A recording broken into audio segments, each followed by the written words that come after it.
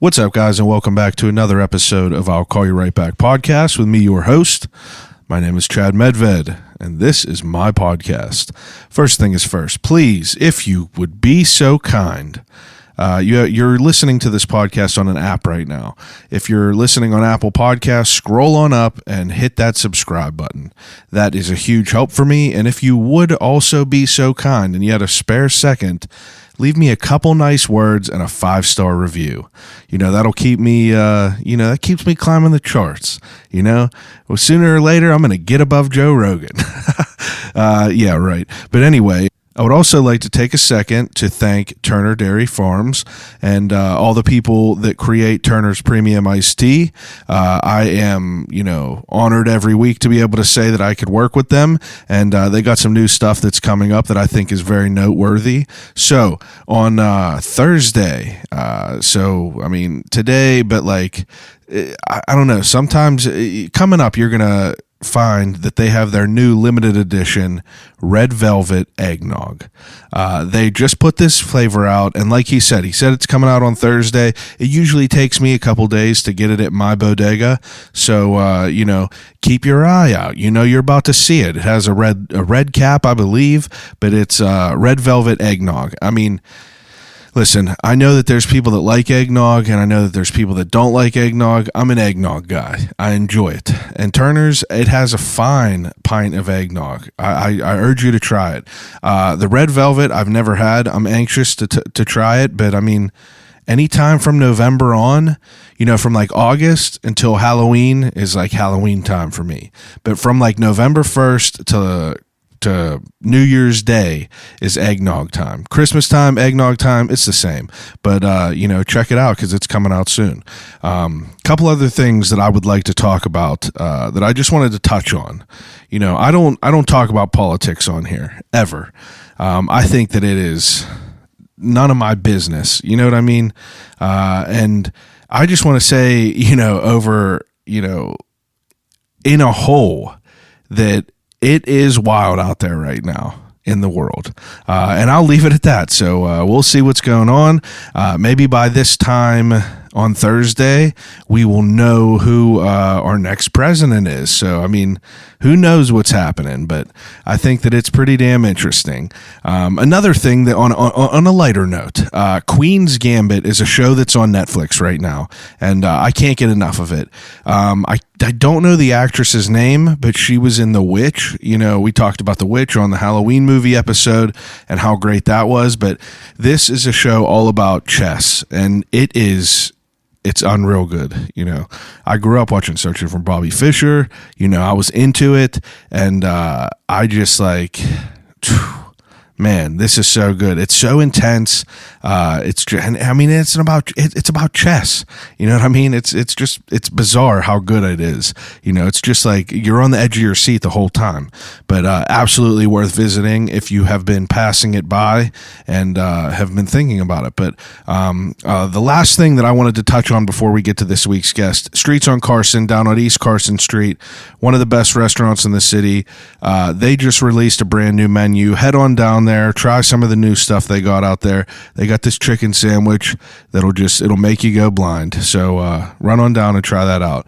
But the reason that everyone is here this week, I've been looking forward to this episode for a while. So this week I talked to Chef Tom Seaman.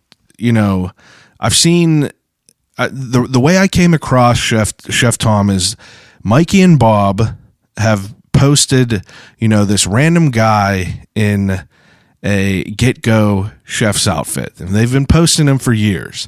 And he always is bringing them good ass food, and it always looks incredible. And I've always been interested about how like a kitchen like that runs. You know what I mean? It's always sparked my interest. How does something like GetGo run? Because they got good ass food, and I just wanted to know how they prepare for a menu and how a menu is worked out, and things like that. And I saw Chef Tom is always hanging out with Mikey and Bob, and he seems like a funny guy. So I was let's try to make this happen. So I hit up GetGo, and they put me in contact with Chef Tom, and here we are. far. A 2-hour long interview that is absolutely fantastic. I really, really, really enjoyed talking to him. And like I said before, I never know what I'm going to get whenever I, invite people over to talk with them. Sometimes, conversations go completely different than I thought. And this is a great episode. This is everything I want a podcast to be. It's just like, behind the scenes, inside baseball, you're learning about stuff that you don't know about, and it's just interesting. But we talk about everything from how he got into food to like how, a kitchen on that scale runs and how they're still able to put out quality products at that pace. You know what I mean? Because sometimes you're getting bombarded with you remember seeing my wife used to work at a rest stop, and she used to tell me that she would just see a bus pull up and just be like, Jesus Christ. And it would just be like a squad of people. She worked at Starbucks. So obviously, you're getting bombarded, but GetGo has that. They have to experience things like that. Sometimes you go in there during lunchtime and it's like they're giving away gold bricks. You know what I mean? There's just a crazy amount of people in there. But this episode is great. GetGo has been cool enough to give me a few. Actually, we got 4 $25 gift cards. So I'm going to be doing giveaways. I'm going to do giveaways on Instagram, how I always do them. You'll have to follow GetGo. You have to follow Chef Tom and follow myself. And you have a chance to win a $25 gift card to any GetGo that you go to. So, without further ado, episode 140 of I'll Call You Right Back podcast with Chef Tom Seaman from GetGo.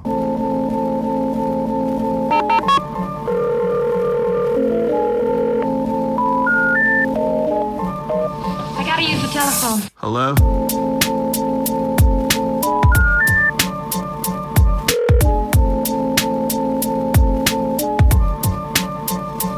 Telephone. I'll call you right back. Call you right back. Telephone. I'll Call You Right Back podcast. Anywhere you go, it's just weird. It's weird to see how people are going about their lives. It's weird. I mean, then again, I have to kick myself and be thankful that I haven't been laid off. Yeah. A lot of people, and my wife's still working, and I can work from home. Yeah. Occasionally if I have to, but it's just hard in my role now. I have to be in the kitchen. I can do paperwork at home, but I could push everything to one day and stay home on a Thursday or Friday or something and get it all done. But then, what's your title? A product development chef. Product development chef. So in a brief summary, what is that like? What are you doing? Well, the actual title is product development chef manager, but I don't have a team to manage anymore. This is kind of my first role with Giant Eagle, where I didn't have a team. So it's kind of just me. So the product development part of it just means I create the ideas that become menu items for all of our GetGo cafe and markets. Like the Pilgrim. The Pilgrim, the General, the Rocker was a meatloaf sub that was really good. Yeah. Yeah, all that stuff. But even if it's not an LTO, limited time offering item, it could be, let's say we want to refresh burgers. Yeah. So I have a wall in my kitchen of just, I don't know, there's probably 500 things on there, just ideas of random stuff that I kind of just throw on there whenever I'm thinking about a theme. Yeah. And then if we say, oh, we're in May, we're going to do burgers. And I'll be like, okay, I'll take my 50 or 60 burgers and I'll kind of whittle that down to the ones that I think we can actually do. Yeah. And then I'll start making those and present those. And now, so it's all about gathering ideas, to be honest. And then I'd say 70% of my job is kind of gathering ideas and organizing them. And then the other 30% is cutting the fat, making them work in a kitchen, making the documentation that a team member would need to make it every time. And then, the execution part of it. So I'm on the merchandising side, not the operation side. but my whole life I've been in operations. So I still like getting into stores and stuff. But I quickly realized that, I can't get to 142 stores. Yeah. Which is how many kitchens we have. There's some in Ohio. There's some in Indiana. I can't, I can get to the ones that are close to me or on my way to and from work, but I could spend a month in the stores and it might help that one store, but then I'm neglecting everything else. So Absolutely. that's why we have specialists and district leaders. And Now, you said that, now, obviously, because of the COVID stuff, there's not as many people in the kitchen working with you. Like, what is a normal, if everything was normal, how many people are working under you? Oh, it's still me. That's what I mean. I'm still a team of one. It's still me. Yeah, but before this, did you have another team? Nope, same thing. We've talked about it. I can see us if we get to, like, let's say 500 stores or something, and I might need some support, Yeah. But my role is, it's the same menu for all the stores. So You're creating one menu. Yeah, it's really not, the volume of it is, it's still a single item per month, or something like that. It's really not, it's not that intense where I have to have 2 or 3 people like making recipes and all this stuff. Yeah. I try to work on a long enough timeline where I have time to work on all that stuff. So I have, like, right now I'm finalizing Lent for next year. So I'm actually already into April, May. I'm starting to think about burgers, which is why I said it, I'm starting to think about next year's barbecue. Is it going to look the same as this year? Do we want to try something different? Do I want to do a brisket? Do I want to do pork belly? Like all this fun stuff that I see. Is it complicated for you to do the intricate things, like, for instance, like pork belly? How do you, as someone who is responsible for 100+ stores, how do you create this in a way that doesn't compromise the quality of it? Well, that's the hard part. Yeah. Because I've come from kitchens where my job before GetGo was running the central kitchen for Giant Eagle. So what that meant was that was a full production kitchen, everything from scratch. There was nothing brought in. If I wanted to do pork belly, I was getting raw sides of pork belly, bacon, and I had this awesome 1,200-pound smoker that we'd fire that thing up. It was running all day, every day. Yeah. And we'd load it up at night. We'd do briskets and pulled pork and turkeys. And Where's this place at? It's closed now, which is why I'm here. Why I'm at GetGo. What was it though? Like it was, you would never even notice. It was in the South Hills Market District. Oh, okay. So inside that store, tucked in the corner in the back that you can't get in and out of, is just a fully functioning kitchen. And I had about 25 team members there. I had 10 gourmet chefs that all went to culinary school. I had 4 sous chefs. I had 2 assistant managers, a buyer. That was a nice operation. And we really maxed that place out. And that was the problem. We were doing really great stuff out of there, but we just got limited on our space. We were doing 20 stores. So you would create all the food for the 20 stores around you? All the market districts. Oh, wow. Every market district gourmet department, prepared foods department. Yeah. If they were running a pasta primavera salad or even, let's say, potato salad, that's an easy one. Yeah. We'd make 500 pounds of potato salad 3 days a week. So every other day we're making potato salad. Yeah. So once I got big mixers in, and like all this stuff just takes up space.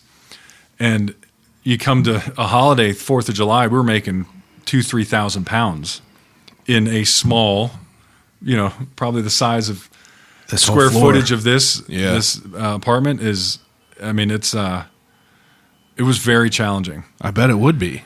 But we had it down. We were doing so good. And then we tried to we built a bigger production facility. And they took a lot of that stuff away from us, like all the profitable items, like the potato salads and all that stuff. And we couldn't survive on the high touch, high labor, high cost items like crab cakes and all that stuff. You need your mix of items. Yeah, absolutely. You got to sell the $2 potato salads with the $10 fillets, So that makes more sense. If you lose your 5,000 pounds of volume a week, you got to make that up with something else. And if your crab cakes, That's interesting to think about. Right. It's definitely intense. I've done a lot of jobs. I haven't really ever worked in the food industry. The closest I've been to it was, I did random shit like work at a pizza shop. Did a little time at a Subway, and like that's just a small fraction of like what you guys do. So like my first like experience in being in a fully functioning kitchen was I filled in at Streets on Carson. Are you familiar with that place? I'm not. They are a restaurant, a very, very high-end restaurant on Carson Street. It's a guy named Matt Christie and his wife. They opened this probably 4 years ago now, but they specialize in street foods from around the world. So you have everything from kefta, lamb meatballs, bone marrow, like a gourmet Philly cheesesteak. And he hit me up and he was like, yo, dude, we got someone that's like, transitioning to a different job. We need someone to just run food for a couple days. And their kitchen is, like you said, it's probably like the size of just like this room and this dining room here. Mm-hmm. And I never had experience in it, but like, I could work. And I got up there and I saw, I described it as like a symphony because these dudes are not talking to each other really. Like it's very, very limited dialogue going back and forth, but they're feeding off of what each other's doing. It's like, it's intuition. They see someone's like heating this up, someone's cooking this, someone's cooking that, and it's so wild how everything was like mending together. So on a bigger scale, like something that you're doing, like that's it's an intense thought process. What did you do before all this? Like whenever you were growing up, did you always want to be in food? Well, I've always been in food. There was a time where I thought about being a pilot. Oh, so wow. I remember looking for schools. It was either going to be, I was looking for a culinary school. And then I also had, I just remember Embry-Riddle and kind of the Navy in mind, and like all these aeronautics kind of schools. And then everyone was like, well, you're just too big. I'm 6'4". Yeah, you're a big guy. And they're talking about, these planes are small if I want to do, I don't know. And then all the whole, it seemed intriguing, but not enough where I kind of pursued it, I guess, because I've always worked in food too. So ever since I was 16, I started off in this little mom and pop Italian restaurant. It's called Pasta Bella in Allentown, PA, where I grew up. So I was the appetizer guy. So I was just doing a lot of fried foods and making salads and stuff like that. And yeah, ever since 16, 17, and then I was kind of, I'd dishwash sometime, whatever I needed to do, I'd fill in, and help out. So, and then I got a job at a country club when I was still in high school, and that was probably that was a really cool job, because that was, when you talk about food costs, there's really no food cost at a country club. I mean, there is, but it's so much higher than normal. Yeah, that it gives you a false sense of like what the real restaurant's like. Yeah, because a real restaurant, you're pinching pennies and you're not throwing anything away. And not that we weren't at the country club. Yeah, but a country club has got some more expendable You have income. members paying in. Yeah. So right away, your normal food cost might be like 35%. At a country club, it's 45%, because you're getting dues that are just there. Yeah, you're obligated to and then pay they have a certain to pay. amount. They have to eat. Like people have to come in and spend on dining. So you already know you're getting $10,000 a month and whatever. Yeah, so, you have a bigger nut than and you know what to work with. You're doing lobster boils for 10-year-olds in the pool party. You know what I mean? Like these kids are just walking around with lobster tails, like they don't know what it is. But that was really cool. And I always saw they had a production manager there, and I was working salads and the middle station, so doing sides for the entrees. And I always looked at the production manager going, for some reason, I thought that's what I wanted to do. Yeah. He did all the inventories. He did all the ordering. And I'm like, I can do that. And I always felt like, maybe my mind works more towards numbers. I've always been better with numbers and kind of running a kitchen rather than the creative chef part of it. I've really never been an executive chef of a restaurant. I've always been the guy, again, managing inventories and ordering and creating spreadsheets and menus and stuff. Yeah. So I always thought that was a really cool kind of position. Was it a big country club? Like, were you guys putting out a lot of it was pretty big. I mean, we had dinners every night, and then weekends would be weddings and picnics and stuff. So you'd always be. I did ice carvings there that I learned in culinary school. So You were carving ice?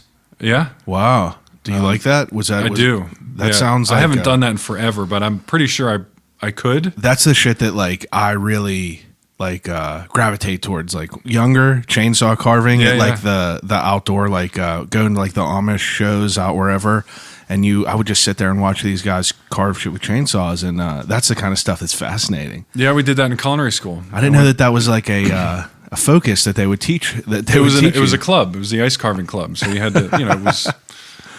We did it on weekends and stuff, and I went to IUP in Punxsutawney, the culinary school. So That's pretty cool. I didn't know that place was up there. My wife went to IUP.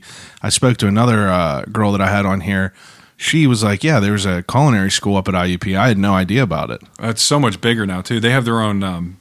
I think they have their own bakery school now. So if you just want to be, because that's its own thing. Yeah. I'm not a baker, and you probably hear that from a lot of chefs that you talk to. It's either you like doing it or you don't. And Yeah. for some reason, I never got into baking. I don't get it. But some of my friends, they're making bread on the weekends, and they have their own starters going and stuff. I'm like, I went deep into the pandemic sourdough. did you? Oh yeah. Oh yeah, it's I didn't real mess with deep. any of that. So Now, like for you to be younger and like working this, like, so you start working at this country club. Now, this was kind of just something that came through your life that you kind of grabbed onto, is like working in the food industry.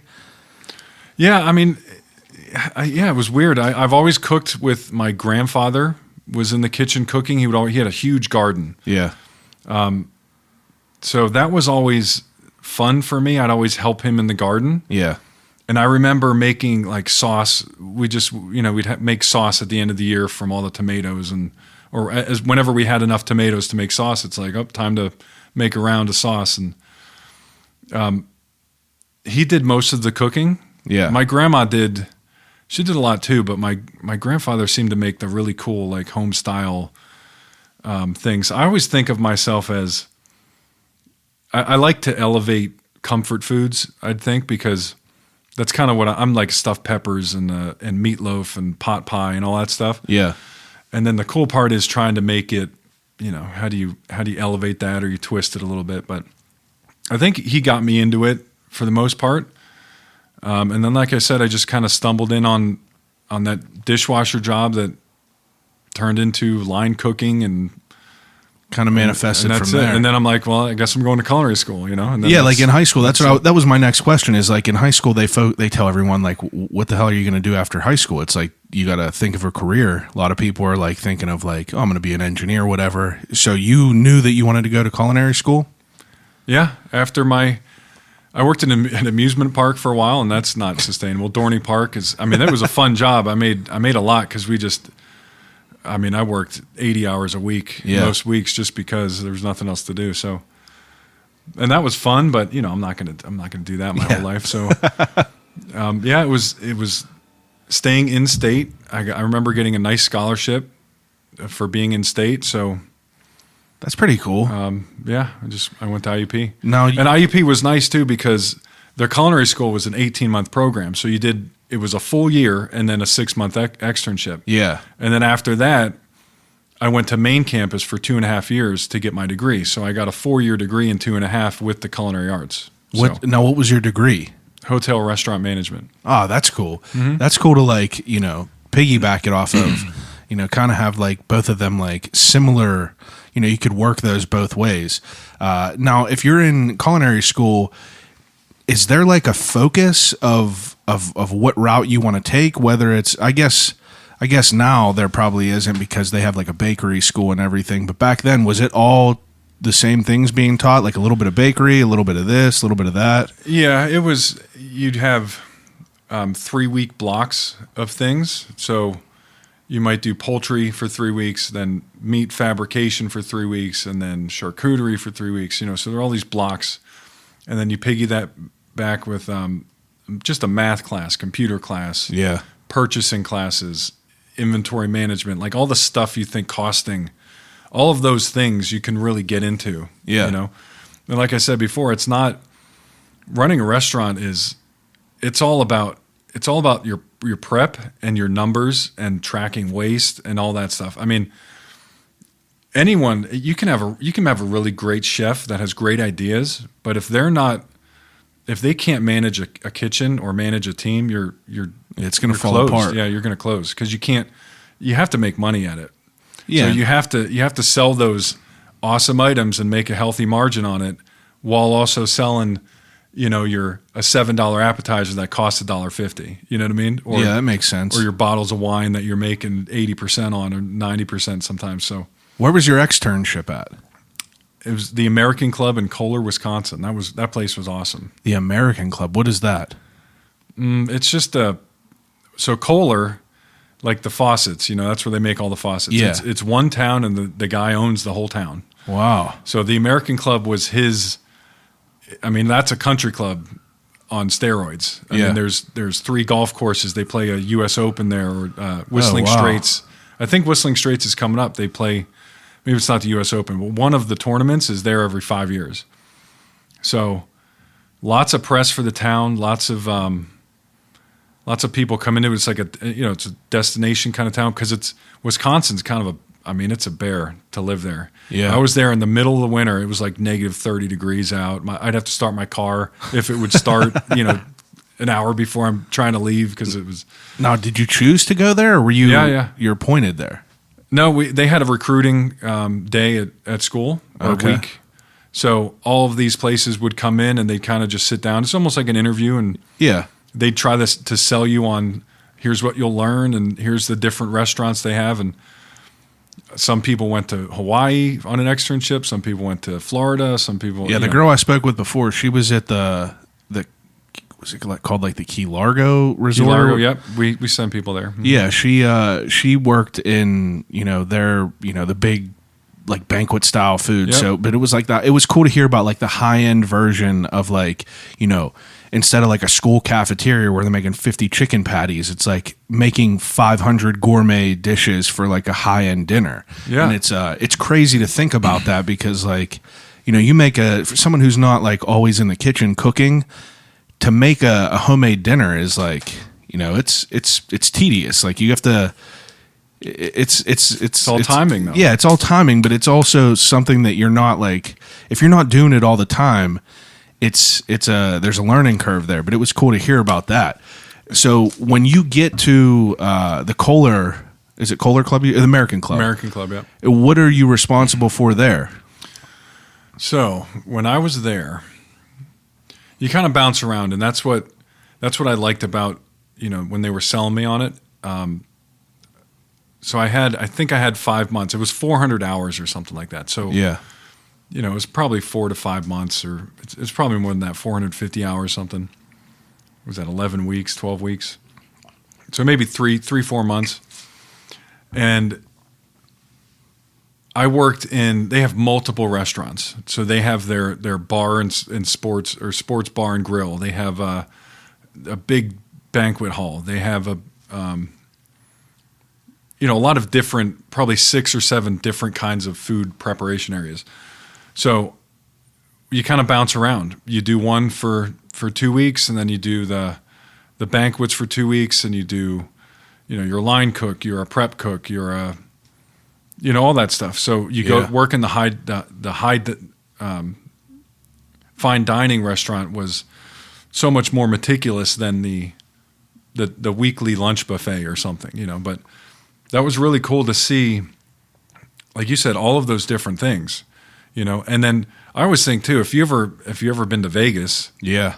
I mean, if you want to see some food production, look at some of these kitchens in casinos. Again, now our climate is now, I don't know how full they are, but when they're cranking, I mean, they have underground kitchens that provide for everything, for every kitchen, every restaurant. It might be Wolfgang Puck's and the Bellagio and Emerald's and wherever.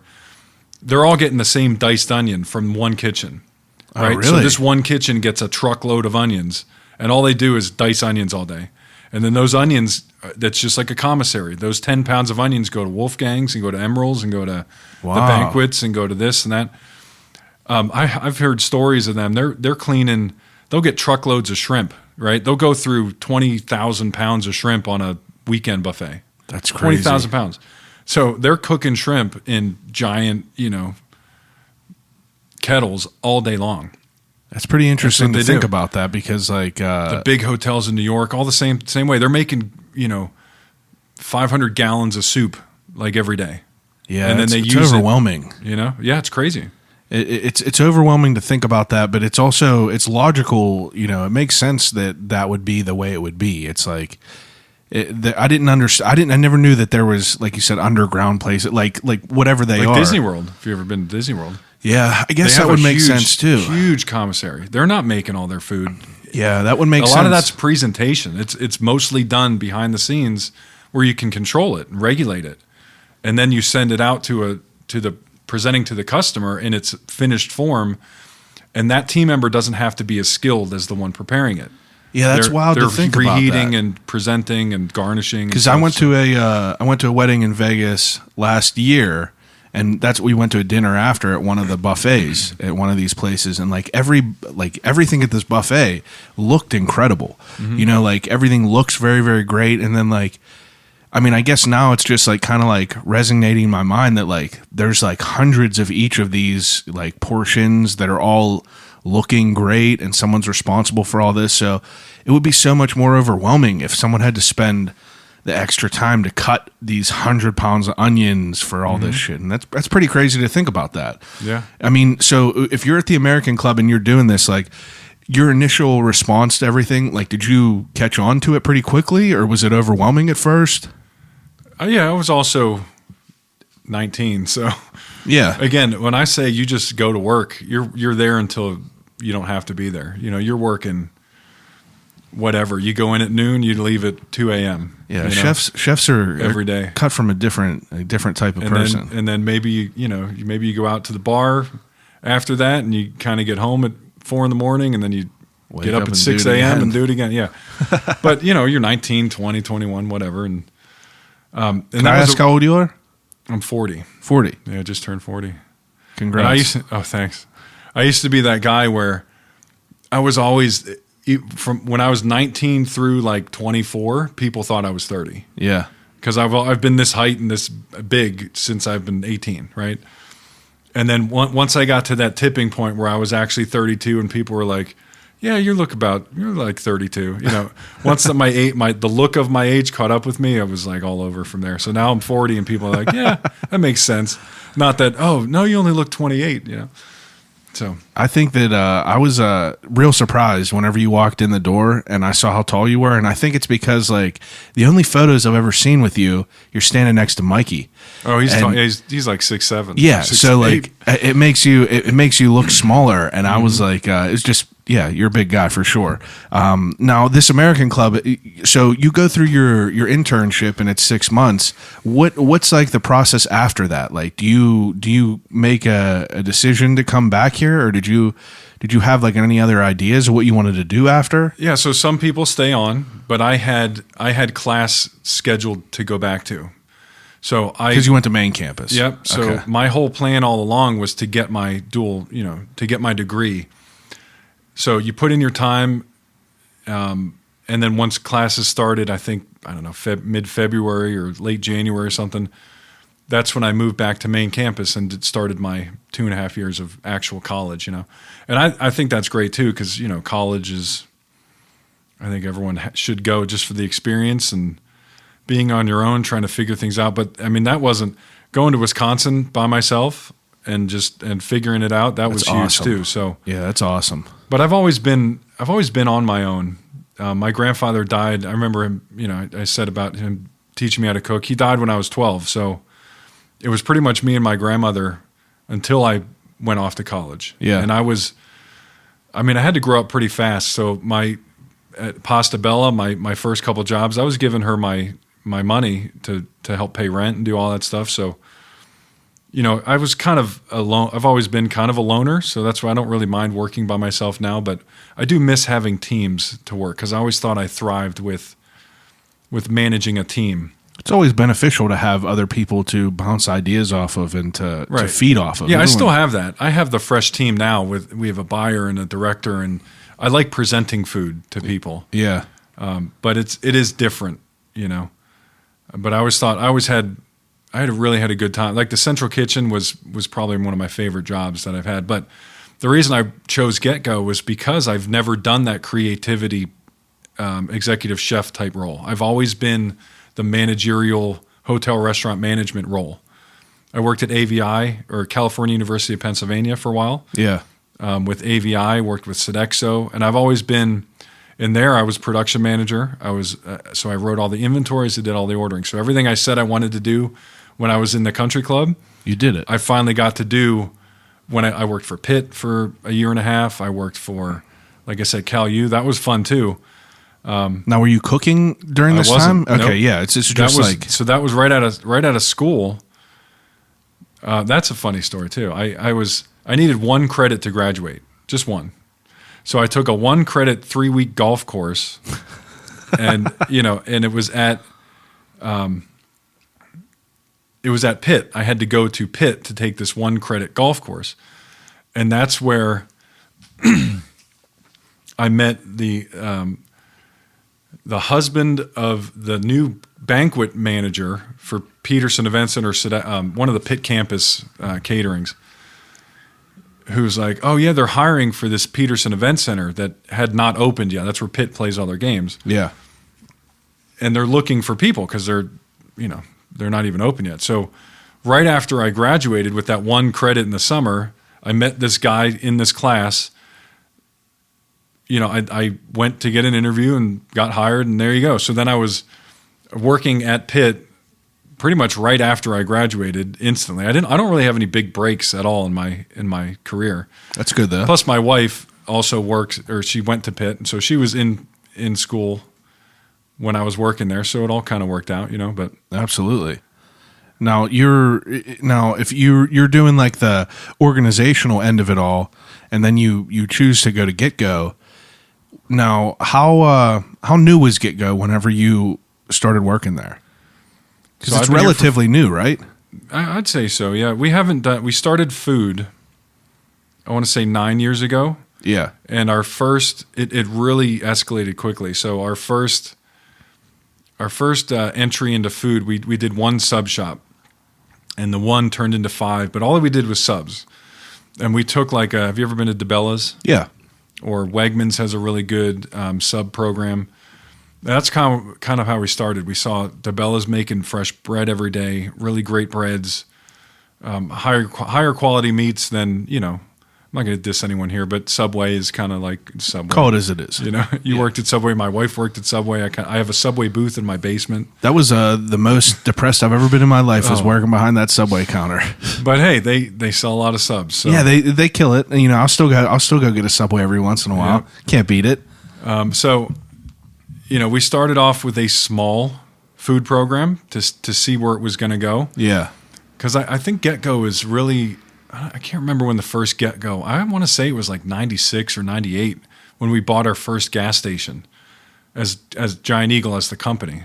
Yeah, because I remember I grew up in McKeesport, and they had a GetGo in Rainbow Shopping Center, and I think that was the first one that I remember. But Yeah. there was no kitchen or anything in Right. there. So the first thing was we bought gas stations because Fuel Perks was an idea that someone had, and it was a great idea Yeah, absolutely. of how do we combo food purchases with fuel perks or gas perks and kind of have everyone be able to go, get their gas, get their food, and kind of it all work together.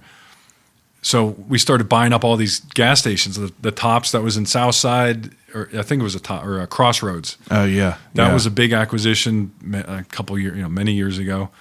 But again, all of those sites, some of them had areas for food, some of them didn't. And the whole point of starting GetGo was to create destinations to redeem fuel perks. That was kind of the main thing. And then it was, well, now we have these sites that have kitchens that were abandoned. What can we do? What food can we do? So it started off with subs. Why just that? Just because you were able to pump out a volume and still keep a level of quality? I don't know. I wasn't there for that, so I Yeah. don't know who made that initial decision. I just think that they wanted to do. They thought of, they're relatively easy if you're thinking about it's lunch meat. Yeah. You might be toasting something, but you don't have to cook anything. You're really not.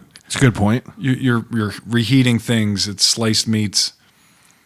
Plus, Giant Eagle, we have a huge deli department, so there's synergies there with purchasing and Absolutely. all that stuff. So, but when I was brought in because they wanted to elevate what we called GetGo, and I was brought in when the Cafe and Market started. So the Cafe and Market was an idea of, well, let's say, what would it look like if we stopped calling GetGo a gas station and we called it a restaurant that happened to sell gas? And, what would we sell? What would we do? Would we have burgers? Would we do fried chicken? It was like, what do you want to do?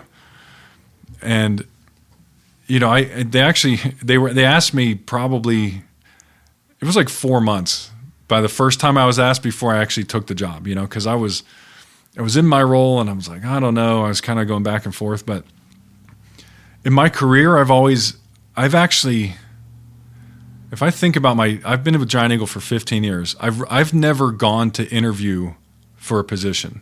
It's always been someone saying, you would be really good at this.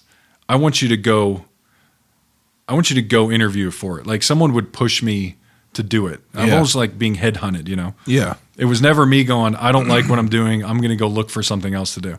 It was someone going, we think this is a really cool opportunity. You should think about it. So then I think about it for a while and I go, okay, let's try it. So when they brought me in, they were thinking about doing this concept and they just wanted to know if we had to blow our food program up, what would that look like and how do we execute it? And the reason I was brought in was because of my operational, the central kitchen was very by the book. You had a recipe, you had to follow the recipe. Everything was costed out, to the ounce. I mean, it was like, because I've nutritional statements to, fulfill and everything. So you can't just have a chef that goes, oh, this isn't salty enough, I'm going to throw more seasoning in it. Plus, the more calculated you are, the more cost effective it is. You don't have to spend an extra money on random. Right. If you think it costs $6, but someone's throwing in an extra pound of butter and now it's $6.50. Yeah. You can't. If you make 500 units of that, that's going to be it's huge. Wow, I never thought about that, about how calculated each thing has to be, because if you're in a restaurant and you're doing 50 seats a night, 200 people, I mean, it's going to add up in the end. Like if you're putting an extra whole carrot in a dish, you're going to be short carrots at the end. Absolutely. So you might be short. It's either a cost issue, but it's also more of a consistency and a quality issue. Yeah. You shouldn't be able to taste what chef made your food if you go to your Carson Street. Streets on Carson. Streets on Carson. Yeah. You shouldn't go in there and go, oh, Billy made this today. Do you know what I mean? Yeah, because it absolutely. tastes like Billy made it because he puts more heavy cream in the sauce or something. Yeah. So it should be consistent. So that's why the central processing is so important too in bigger places like that. You don't want to go, to a market district in Solon, Ohio, and get a different potato salad that's our signature potato salad than the one in South Hills Village or Wexford or something, Yeah, that makes sense. So all the recipes have to be standardized or else. Where do the recipes come from? Is there people developing them specifically for GetGo?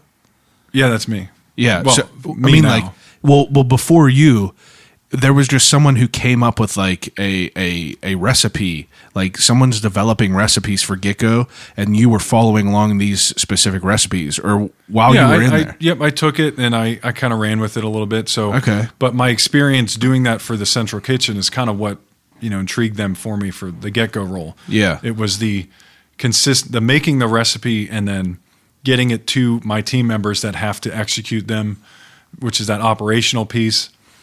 But we have a really strong team now too. The director of fresh food, his name is Larry Galley, and he was actually the president of Le Cordon Bleu in Pittsburgh. Oh wow! So he did that for I don't know how long. He was. I think it's closed now. The culinary school in Pittsburgh. I think so. It is. But he was president back in I don't know. I don't want to show his age here, but maybe a while ago. 80s something, 90s maybe.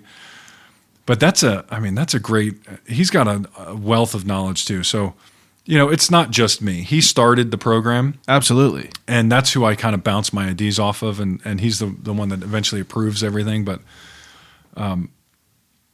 Yeah, it's just really cool to be able to create something, that everyone executes the same way every time, and I don't know. Now, can I ask, like, in a corporate environment, like, it's obviously like a corporate environment, and there's, regulations, and you were mentioning, like, nutritional things that you have to be conscious of.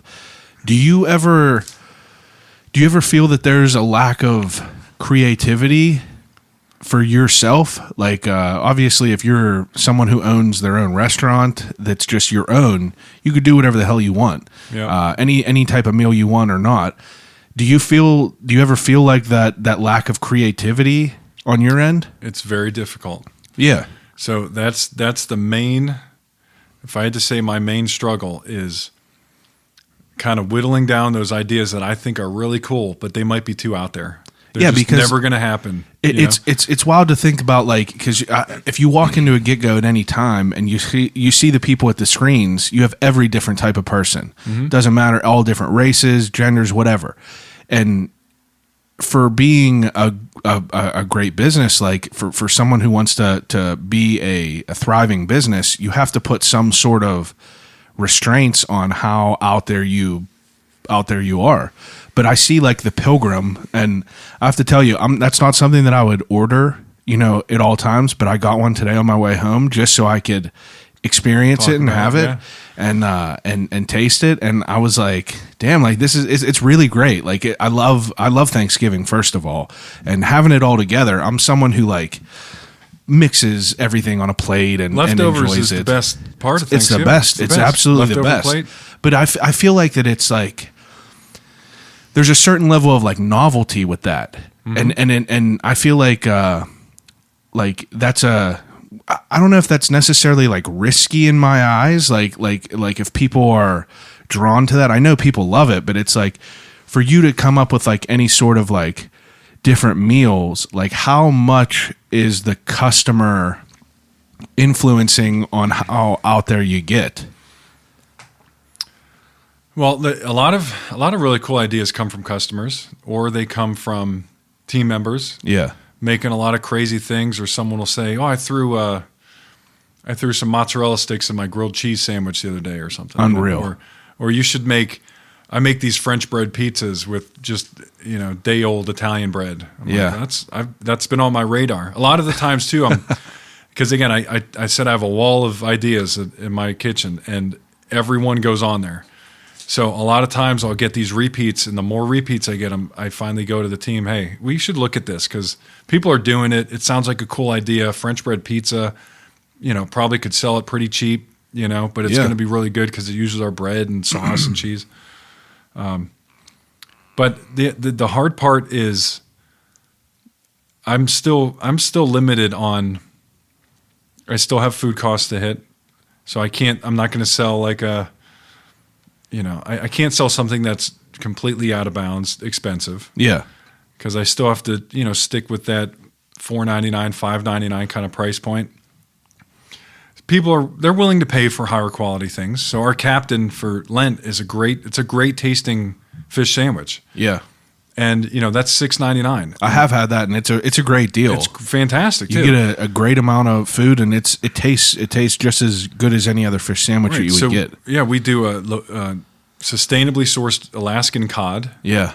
So we could use other fish fillets or other chopped and formed patties and fish sticky type fish, but it's a whole muscle beer battered cod, and it just because it tastes good, and it's we can do it consistently. So a lot of my thing is sourcing the right ingredient, and I do get steered by the customers to some of those things, but we did a sub contest, I want to say 2 years ago, and there were some really cool ideas. It was called Sub Madness, and it was for March Madness. And we got over 4,000 submissions of submissions of people. Submissions. Yeah. And, you might think you get tons of duplicates. Everyone wants to just put everything on the menu on a sub and call it like creative. But, yeah, that's really not. Like, you can load it up, but it has to have a theme to it. It has to have some sort of, cohesive kind of like it makes sense kind of deal. You don't want to you're not going to put guacamole on tuna salad or something, or maybe you would. I don't know.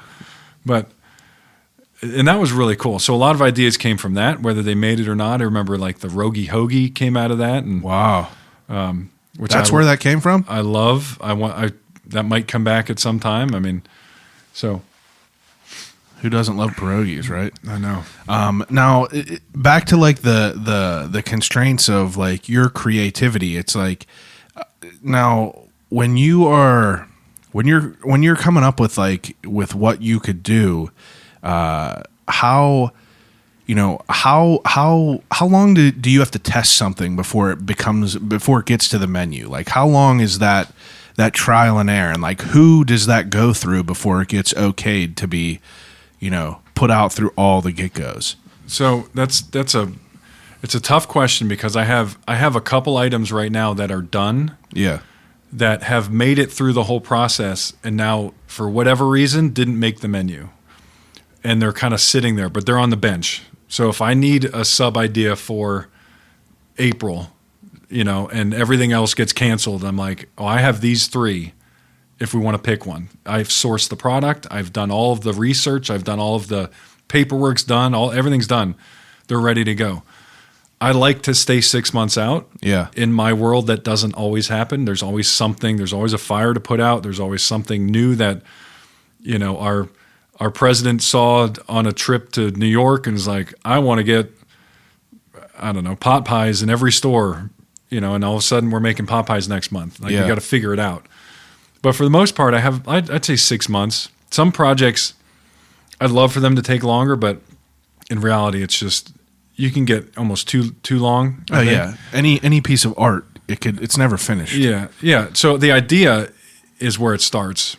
And so I have quarterly meetings where I'll talk about the where I see the menu heading, or where things I think we should try. So I kind of lead a meeting with the team to say, all right, we're done with Lent now.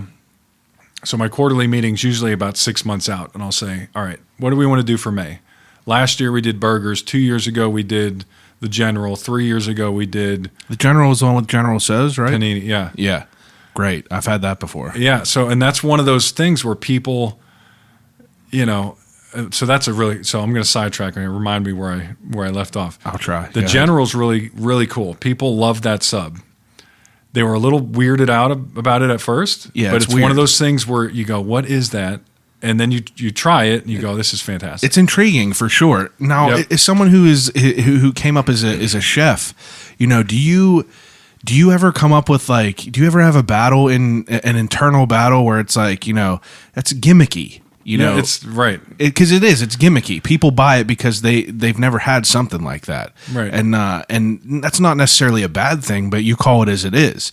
Now, I know that some chefs are stuck in their ways and will not ever, sway to that side of things. But, how do you come up with that, that medium, that like middle point of you being able to keep your stay on your morals, but still be able to make a product that you could sell, that people want to sell?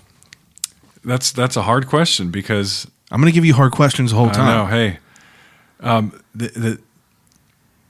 that's one of those things where I had to realize that, I'm trying to make food that people will like. Yeah. I know my customer. I know that my customer likes meatloaf. We're going to sell 100 times more meatloaf subs and the General subs than we are a grilled chicken flatbread. But I also know we need that customer too. I need to have salads. I need to have flatbreads. I need to have, really cool paninis and stuff like that. So the General was a really fun one to create because when we started with that, it all started with the sauce. Our commissary made a new sauce. They were doing a whole Asian program, and they had all these sauces to use. And we're like, all right, so General Tso's chicken has to be the most popular chicken, I would think people absolutely. get. And we were on a sub kick at the time. It's like every LTO was a sub. It was all about the Buffaloed and the General, like all this. What can we do with our sub? And we were working with our bread company's really great, and that's what I think makes us stand out is the flavors we put in our breads. Yeah, my wife Which is took a bite interesting. of that, and she's never had it either because we're simple people. I get a buffalo chicken wrap, she gets a chicken salad. Yep. But we had that, and she was like, "The bread is unreal." Yeah, it's stuffing bread. So Yeah, the bread, and that took us, probably 4 months back and forth. Saying But it's it doesn't- quality. it You can doesn't taste the quality in it. Yeah, it needs more celery. It needs less onion. Whatever. Sage. The sage is too much, or pump up the poultry seasoning. But the General was, we were trying to find a way to, get General Tso's chicken on a sandwich. Yeah. And I remember testing it with, I took the filling out of the egg roll because I'm like, well, it needs some sort of cabbage from, some sort of crunch. I didn't want to use different lettuce, texture. And it was, all of a sudden we had this epiphany going, well, why don't we try it with egg rolls on there? And honestly, I think that was way before people were putting mozzarella sticks on stuff and putting all this fried food. It's like you see it everywhere now. Everyone's yeah. doing it. But it's a cool idea, and it makes you really elevate kind of what we can do. But I also have to make it where I don't mind it being gimmicky, because at the end of the day, it's a cool idea, and I know it can be executed. I think people would get it, and it still speaks to fresh baked bread.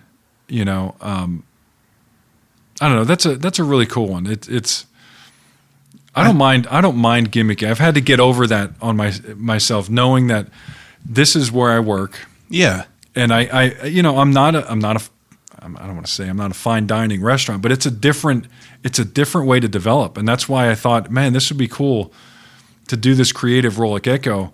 And I really have to tweak some of those items. So that General Tso might have started out with 20 other kind of options on it. Yeah. And a lot of the really cool ones just get thrown away because I'm not going to be able to do it, or my teams, the stores can't execute it. So it kind of whittles its way down to a sub that they can make, or a product that they can make every time the same way. And it's it's just a cool idea. And I think the word gimmicky, it definitely has a negative connotation, but I think that dissolves whenever there's quality put into it. You know what I mean? Like if you guys were just like, putting it on a random low quality bread, and you just had low quality ingredients or anything like that, that's whenever like you're just relying off of the gimmicky aspect of things for it to sell. But whenever you put in the research and the time and the thought process through it all, and you get the final product, which is great, that's whenever that whole gimmicky end of it all dissolves. You have enough of it to spark people's interest, which is what you want to do. That's what people, that's the main goal of a gimmick, is to spark people's interest. But once people get that and they try it and they're like, damn, like this is good. This is real good stuff. It keeps people coming back to it. And I will definitely order that Pilgrim again. And it was cool because to me, and I'm very transparent on here, and I hope that you take no offense to it, but I'm not someone who's gonna go and just be like, oh, I want cranberry sauce and everything on there. So I tried it out, but I think that I'm also just different because I'm a simple guy. I literally get the same thing at every places that I go. I try to expand, but I also know that someone who is a chef who goes to school because they're passionate about food, you have to have those battles. That's why I wanted to ask that, because it's interesting to hear your thoughts about it. well, it also has to make sense too. Yeah. You can't just put General Tso's chicken on a sub with lettuce, tomato, and mayonnaise or something and call it the General. Yeah. It has to all make sense together. So it has to have, it's not the same if it doesn't have sriracha sauce, and it's not the same if it doesn't have egg rolls on it. It's just not. It's never, it won't be the sub that was intended. And that's how you could tell that. You could definitely tell what that Everything's is. been thought out. I remember I made one of my favorite subs of all time was the Spam Witch. And this was when Spam was, it was one of those nostalgic, and that's gimmicky, When was this? It was on the secret menu that no one knew about because it was a secret. Oh, and wow. we thought, it was kind of a neat, we're talking about gimmicky. We were trying to do something cool, so we kind of put a secret menu on there. We wanted it to get out. The team members all knew about it, but we kind of wanted it to get out organically, and it never did. Through word of mouth. Yep, it just never really had the legs. But Is this like how many years ago? 2 years ago maybe. Okay, yeah. I thought it was a great. So I would love have ate that for I love sure. Spam. Me too. I got a couple cans right I love in it. there. And some people, you either like it or you don't. My wife hates it. Yeah, because it kind of stinks sometimes. Gelatinous a little bit. But you read the ingredients, is probably better than a hot dog. It tastes great. Not our hot dog, but most hot dogs out there. And so I made that nice and crispy and put mozzarella fried mac and cheese wedges on it with lettuce, tomato. So it was almost like a BLT, or an SLT with mac and cheese wedges on it. I mean, it was awesome. But I think I was the only one that was buying them because. Now that brings me to another point. Is like, how do you I worked in a clothing store for like 3 years, and I had to understand for the first year, I would just buy things for the store that I liked. And then I had to come to grips with the point that it's not just about what I like, it's about what all the customers like. And it's like, how do you get your information to know what you could do and not just strictly make things that you like necessarily? You know what I mean? Mm-hmm. I use a lot of on-trend things. So I'm constantly looking at what's trending in a few, it's funny. Living in Pittsburgh, we're almost a year and a half, maybe 2 years behind most trends. Everything. It's weird. So you see things that have come out like sriracha. It's pretty mainstream right now, but whenever that hit and it was becoming really popular, it didn't really get to Pittsburgh for about a year. Yeah. And which is kind of cool for me because I see all these trends and I try to stay on them, but I also know that it might not be the right time, which is why I said things sit on the bench sometimes for, a good 6 months, maybe a year, until we're finally like, all right, now we're seeing this in a lot more places. Is it time to try it? When it comes to like the Impossible Burger, we were sitting on a plant-based burger probably 2 years ago, and we just ended up launching it a year ago, and we were actually, I think, a little too soon, to be honest. So we had to eke it out there for 6 months until until you started seeing it at BRGR or Burgatory and stuff like that. Yeah. We were actually the first C-store in the country to offer a plant-based burger. And it's doing pretty well, So now we have a plant-based chicken, plant-based sausage, a plant-based nugget, a chicken nugget. Well, I'm doing air quotes that you can't see, but chicken nugget. And they're doing well. How big of a factor is that with like allergies and like certain eating restrictions? Yeah, that's tough. We have one kitchen where we can't segment food like that. We had that run-in with shrimp too. It was tough because we, cooked our fried shrimp. We did a po' boy last year. That was awesome. Yeah. The in a wrap was really good. Here's one. I'm trying to think of things that I can talk about that I'm not sure if, someone would say, oh, you can't let that out. That's fine. I was working on like fish tacos this year. Okay. And thinking what could I do? Fish tacos they're pretty big. They're on trend in a way, but I don't see them much around here. I mean, I see them like you said, the street foods, and if you go to fairs, but not really like a nice piece of grilled fish or I guess I'm starting to see them a little bit more. Yeah, I feel like they're starting to pick up more for sure. But it never used to be like that. Yeah, a year ago, something like that, it'd be harder to find.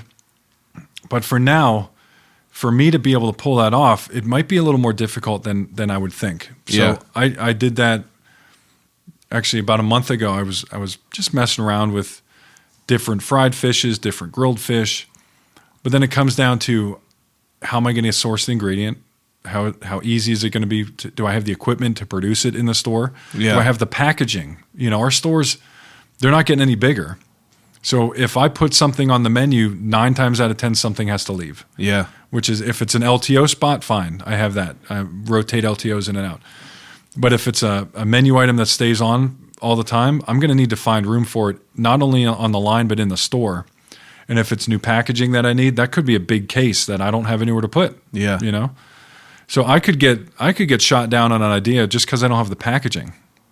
I never thought about that. That's frustrating because then I just have to change course. I just have to put it on the bench and go, all right, it's a cool idea, not ready for it yet. Yeah, I never thought about that. Like the different pieces that you have to be able to put together. The more I can reuse the same item, the better. Yeah. So for It's the Pilgrim this year, I tried so hard. I had this. I was working on this back in, I don't know, May, June. I was looking at thick sliced turkey, like a roasted turkey breast, because I had an idea of, I wanted to elevate the Pilgrim to make it, we use lunch meat now, but I thought, well, what if I used a carving board type turkey, like a thick sliced, oven roasted turkey, and I just couldn't find one that was good enough, for what we wanted to do. That would check those boxes of equality. Yeah. So it just wasn't good enough. I wanted ABF, so I was trying to. What is ABF? Antibiotic free. Oh, okay. Or no antibiotics ever, which is like our chicken breast. So I wanted, if I was going to get it and it's more expensive, we were going to have to charge for it. I wanted to be able to talk Warrant about it. the attributes to it, Yeah. It had to be worth it. So you created the Pilgrim. I didn't. The Pilgrim was actually before me. Someone was it? did this. Yeah, the Pilgrim's been going on for 6 years. That was the one that came in right before me. Wow. Yeah. Now, what about the General? The General was me. Yeah, I did the egg rolls on that. Wow. The Buffaloed was right before me too. Those were that's the one that's still on the menu. That's the one with the buffalo chicken on there. That one's a great. If you like buffalo chicken wrap, you should get the Buffaloed. That's what I'm saying. That's the one that has Awesome. the buffalo chicken It's awesome. on there. Yep. Because I've eaten that Buffalo numerous dip, times. buffalo chicken, cheddar cheese I'm everything buffalo chicken. on ranch bread though. Yeah, and that's what's cool about the bread is like the bread is different. I mean, you could have a good quality bread and like that's great, but I love the different flavors of it all. Mm-hmm. It's you add the different flavors. It's like it definitely elevates it. It's a good extra attribute in there, And that's fun to play with too when you're thinking of. I only have so many things that I can use for new items. Yeah. It could be a sauce. It could be a spread or a dip. It could be a protein, but again, that's usually harder to source the way we would need it. So I tend to start using things like the bread is really cool because I've had things on French onion bread. I've had things made with our different breads. A Southwest bread we've used in the past. Anything you can make on a bagel can be in a bread. I've tested French toast bread before, cinnamon raisin to do. I thought of doing sweet. Like a breakfast sub on a that would be good on a cinnamon raisin sub roll kind of a Jeez. thing. But so again, those things might be they're too out there. It's a little too weird. You think that's too weird, but people will buy. Some people might buy it, but would I sell enough to make it earn its spot on the menu? That's a good. That's where you're. That's good how that comes into your mind because that's what I was saying with how do you decide what you think will be good compared to what other people will react to. Well, before COVID happened, I was doing almost monthly kind of evaluations where I'd have, let's say I wanted to do 3 different subs.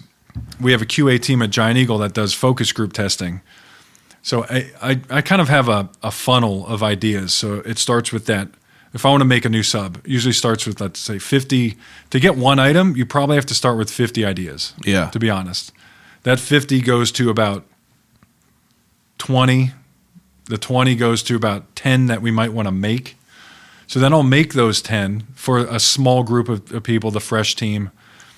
And then, because you're more than welcome to come to a tasting. I know Mikey and Bob come. We'll invite you next time. Sign me if up. we ever open I know. Everything's closed till who knows, at least January. So, but yeah, you're more than welcome because that's the fun. Mikey and Bob come they've come twice, and that's when I show the fun secret stuff that might make the menu, but not right now kind of stuff. Yeah. So I'll take and when you're eating 10 of anything, it gets to be a lot. I try to stick to that first tasting. 10 is the max.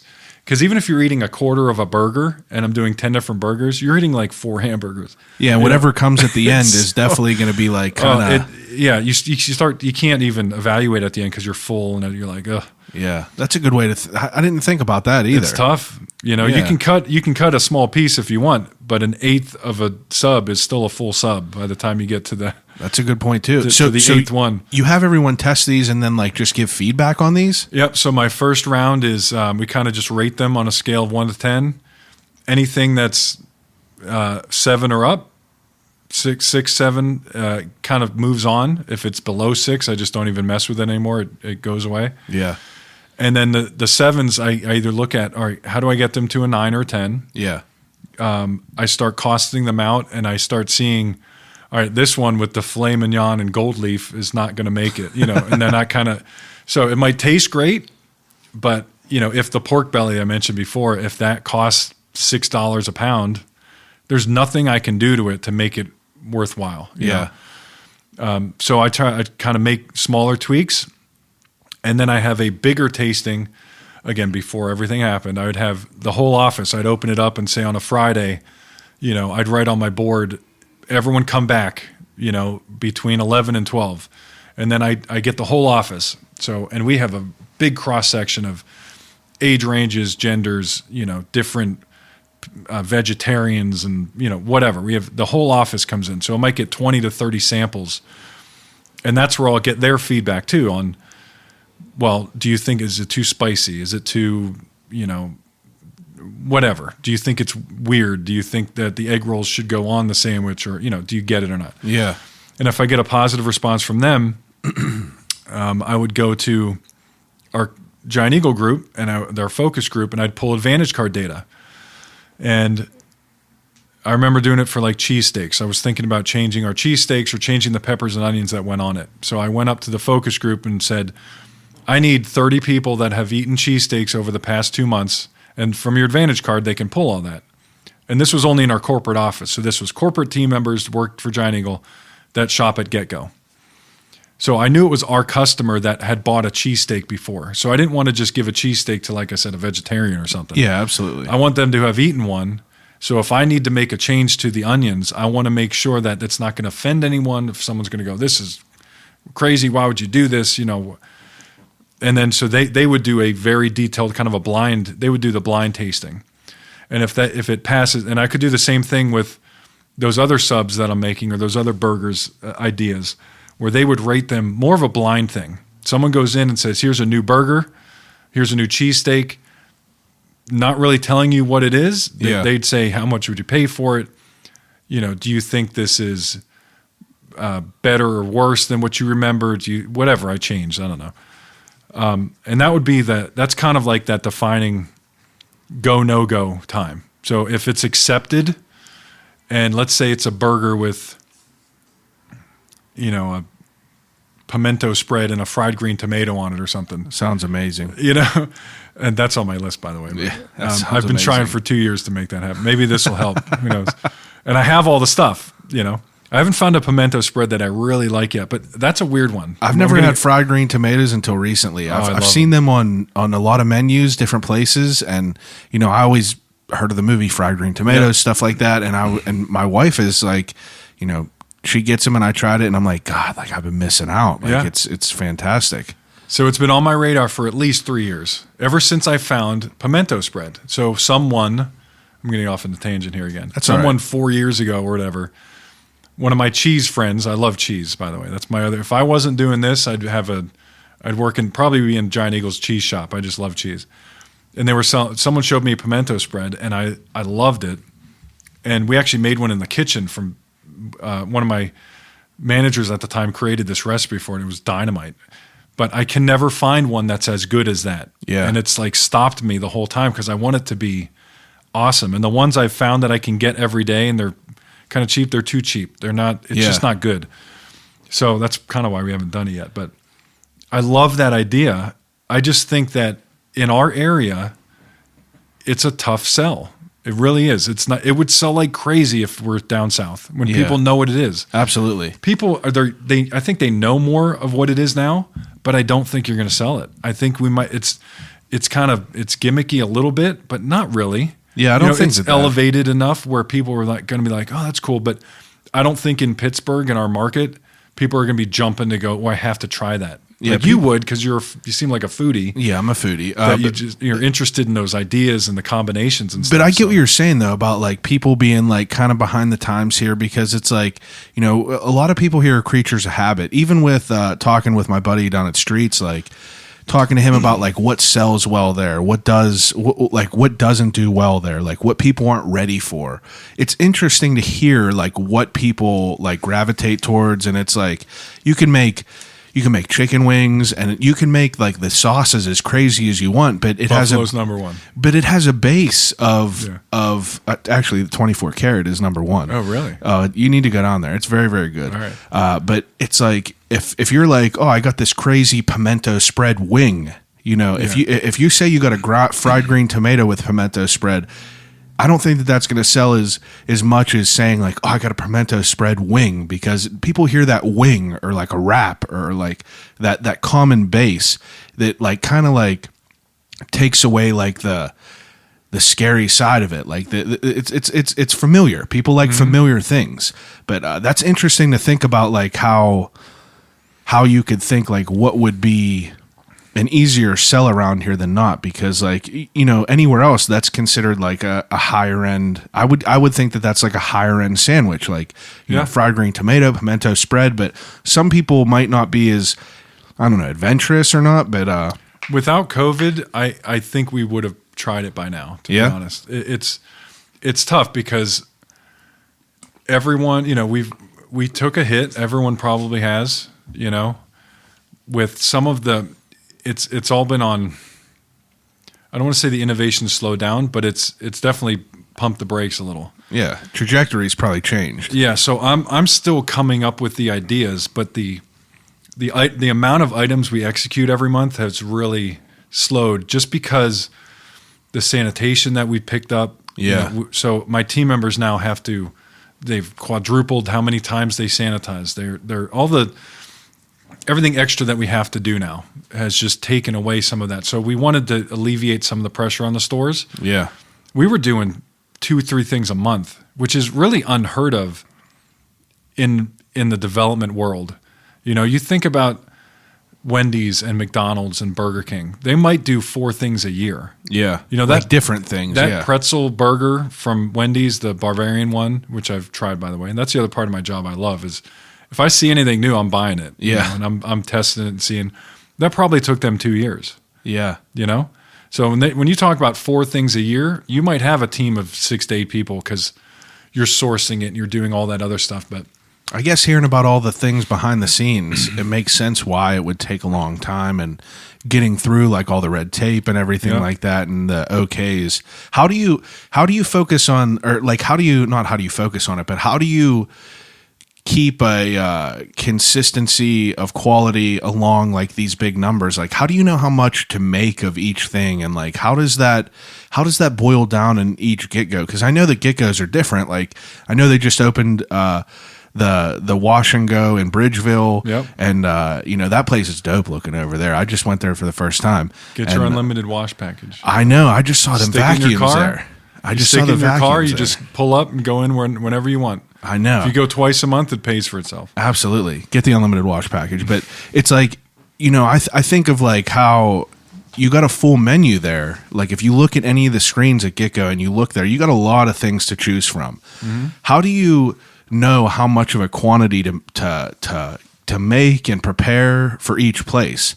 Like that's another thing that I was like super curious about, because like talking about like how we were saying like, oh, if you put an extra carrot in each meal, eventually it's going to add up. Like how do you know what to make, how much to make of each of these places? Well, that all goes down to the store leader and the kitchen lead. So if you have a really good kitchen lead, you're going to have great controls in place. So I started off by putting out, I call it a job aid, which is pretty much just, it's a sheet of paper with pictures on it, and it's kind of a roadmap of how to make something. Yeah. So if it's the general, it'll say fry 2 pieces of chicken, dunk in sauce, squeeze 1 ounce of sauce on the bread, toast the bread, whatever.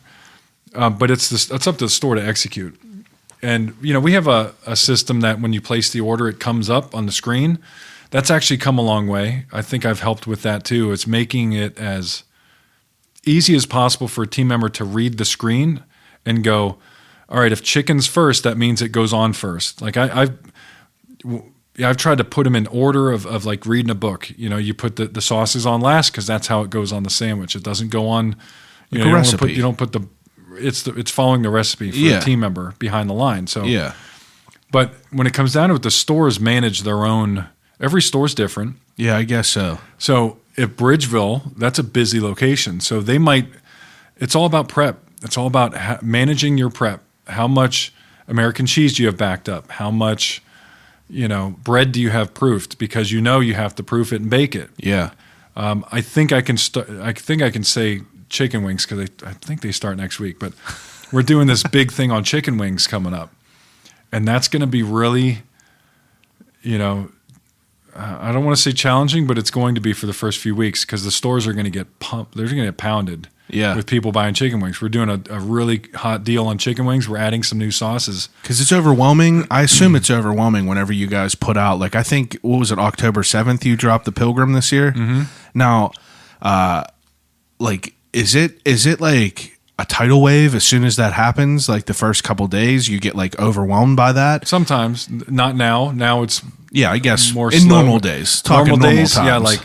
Yeah, the Pilgrim comes around that first week is huge. Yeah. And the stores should be, they have the information a week before. They should be practicing. They should be like, here it comes and stuff. Yeah. Hopefully they don't get caught without having stuffing bread made, because if you run out of stuffing bread, you got to wait 4 hours. There's no getting more. You got to plan for it. So you might run out that if it was my store. And if you put it on regular bread, people are going to be... Oh, they're going to freak out. Yeah, they're going to be getting crazy. I wouldn't do that. Yeah, that's kind of it's cheating. But, so that would happen one time, honestly, and then I would change my par sheets and not have it happen again. Yeah. Like all these chicken wings, if I'm a store, I would probably go 4 times my normal level of chicken wings. So if I used to fry a case a night, I'm doing 4 cases. At least to cover that surge that you don't know. Yeah. If it's a new item, you have no idea what it's going to do. You have to track your sales. You have to track your movement. And then if, a good store sees that they put out 20 packs on a Tuesday and Wednesday morning they have 3 packs left, that means it probably wasn't enough. Or if they're out, next Tuesday I'm making 30 packs. If I still sell out, I'm making 40. You know what I mean? Until you find that number. Now, what happens if you guys create something and it's not well received? Like, do you ever have that where like you guys went through, 6 months of research and you're putting this stuff out and people are just like, I don't want swing that. and a miss in some things. Yeah. Oh man, the one that I remember, I took so much heat on social media for this one, and that was, I don't know. I thought it was like, I'm not big enough to be kind of affected by it, but it was like, man, that hurts, when they're calling me out on stuff. I can imagine some like, what was it? Celebrities that are getting all this stuff really like getting to them. Can you imagine being someone like, Justin Bieber or something where anything you do, if you say the wrong thing, people are telling you you're going to burn in hell. It's overwhelming. It's overwhelming. So I made, it was a Reuben. And really? I'm trying to remember the name. I've blocked it out of my memory. It was a Reuben, but it was on sub bread. So I had a marble rye sub bread. I think it was called the New Yorker because it was a pastrami Reuben with sauerkraut, but it was good. People didn't like that? I think they freaked out because it wasn't on bread, it was on a sub. Yeah. So it didn't, for whatever reason, we didn't have panini presses at the time. So I made this awesome pastrami pastrami, sauerkraut, Swiss cheese, Thousand Island on a marble rye sub roll, right? Yeah. Sounds fantastic. Yeah, it does that's great. Comfort food. There's nothing out of bounds about that. Nothing bad with a Reuben at all. And people were saying this is a disgusting, it's an abomination. Just because of the saying bread? You went to culinary school. Like, I took all this personal stuff. And I'm like, what is happening? You don't like Reubens? That's fine, but what? I didn't do anything. People fear change. Well, I don't know. They wanted it, I think. So if I do a Reuben now, we have panini presses in all the stores, which we didn't have back then, and it's on my list. I'm hoping to. It was actually for hopefully the spring we talked about it, or right around It's actually might be with the captain. Yeah. Just because not everyone Is only eating fish. So, Yeah. it might be a cool idea, but I can actually make it pressed on a panini this time, and I'm telling you, I won't get those comments. It's I won't. crazy though, because On bread. people have like some people have them shallow opinions where it's like, they don't try it. They're just like, hoagie, like, I want nothing And that's to do true with too. that. They probably never tried. They saw the picture and said, "This is Yeah. a disgusting gas station sandwich," and they never tried it. Or if they see the Rube or the Pilgrim, they'll probably never try it. And I mean, I'll be honest. If I'm choosing food, I know that you guys have certain competitors that are basically kind of the same. I think you guys have like the best sandwiches. Like that's like the best. I feel like the quality tastes the best there. And I ain't just telling you that because you're on here right now. But I choose to go to GetGo to get food because I think that I think it tastes better. But I'm also someone who I'm not very judgmental. Like I'm not the guy that's like gonna go on Yelp and be like, this is shit here. Like don't like, you don't want this place. Like why would anyone ever do that? But I could get why people like, I don't put it past people. You know what I mean? Well, I brought up hot dogs earlier too. And this is like, to me, this is one of the GetGo. I tell people this all the time. We're never going to we sell an all beef hot dog. And it's fantastic. It's made by Smith's in Erie. Yeah. They sell Smith's at all the stadiums and stuff. You can get hot dogs out there that are not all beef, and you might pay 10 cents a piece for them, but I'm telling you, if you want to know what's in a hot dog that you're paying 10 cents for, you probably wouldn't want to eat it. Yeah. You don't want to know. Our hot dogs are fantastic, and it's just a hot dog. Who cares? But we would never sell an all meat or a non, we'd never sell an all meat hot dog. We just wouldn't do it. Yeah. We're never gonna have a 2 for $1 hot dog. Yeah. Some places do, and that's fine. People eat that, and it's a belly filler. And if you have $1, okay, cool. We try to have those an entry level price of someone really, if they're strapped for cash and they only have $5 to spend. We try to put value meals together and stuff, but some things we're not going to sacrifice that quality just to hit a price point. Yeah. We just won't do it. So I think that doing something like that is, you're playing the long game. You know what I mean? Like you could play the short game and just be like, oh, we got a cheaper meal here. You could do that. But the people that, are not afraid to spend a little bit on a good quality meal, they don't mind that. You know what I mean? Like I'm not going to split hairs over an extra $1.50 whenever I know that it's something that's going to taste, a whole different level better than, a competitor version of it all. Yep. But not everyone thinks like that. But even our Impossible Burger, you can get it from other places, and it's $14. Yeah. We have the same burger for $7.99. So it's still more expensive than our regular burger. You can get a regular one for $4.99 or junior. We have juniors now, so that was like that entry level thing. But you can get it for $7.99, and it's the same Impossible Burger that. It's fantastic too. It's a really great tasting burger, and I've had all of them. And that's the one that we've had cheaper ones, and it's not cheap. That's why it's $14 at other places and $8 for us. It's not the cheapest one that you can find, but I feel like it's the best tasting one. It's the highest quality one. I've had the other ones that are half the cost, but we didn't choose them because they weren't very good in my opinion. So that's it's interesting to hear all the thought process that goes into all this. Like it really is, because like I said, I'm friends with a couple like very, very great chefs, and I asked them, I texted them this morning and I said, what do you guys want to know about, this end of the business? One of them is like a pasta wizard, Ryan Peters. He's just crazy with that. And the other guy was, Matt Christie from Streets, because those are the two people that I know are like I could talk to those people about food and know that they are 100% into it. They think of it, they deconstruct their thoughts differently than other people. And I asked them, I was like, if you guys have any questions, like, please let me know what you want to like ask him. And like I've worked those questions in organically because I'm a professional, but it's Didn't even notice. See, there you go. there you go. See, I even knew that date, October 7th, when that Pilgrim dropped. Like, I'm good at it, but it's interesting to like hear how, you know, how all of it kind of blends together and is executed in such a way. And it's cool to hear about like how, you know, things like the Pilgrim and the General and all that like come together and like how that kind of like is executed. Now, whenever you're making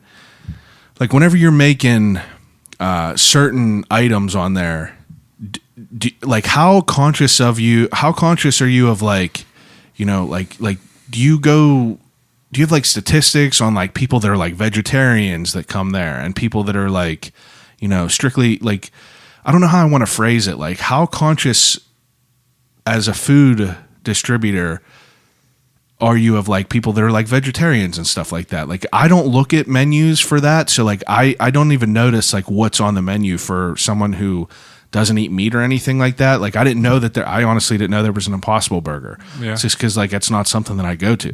I want the meat. But like what's like how do you come up with that? So we have a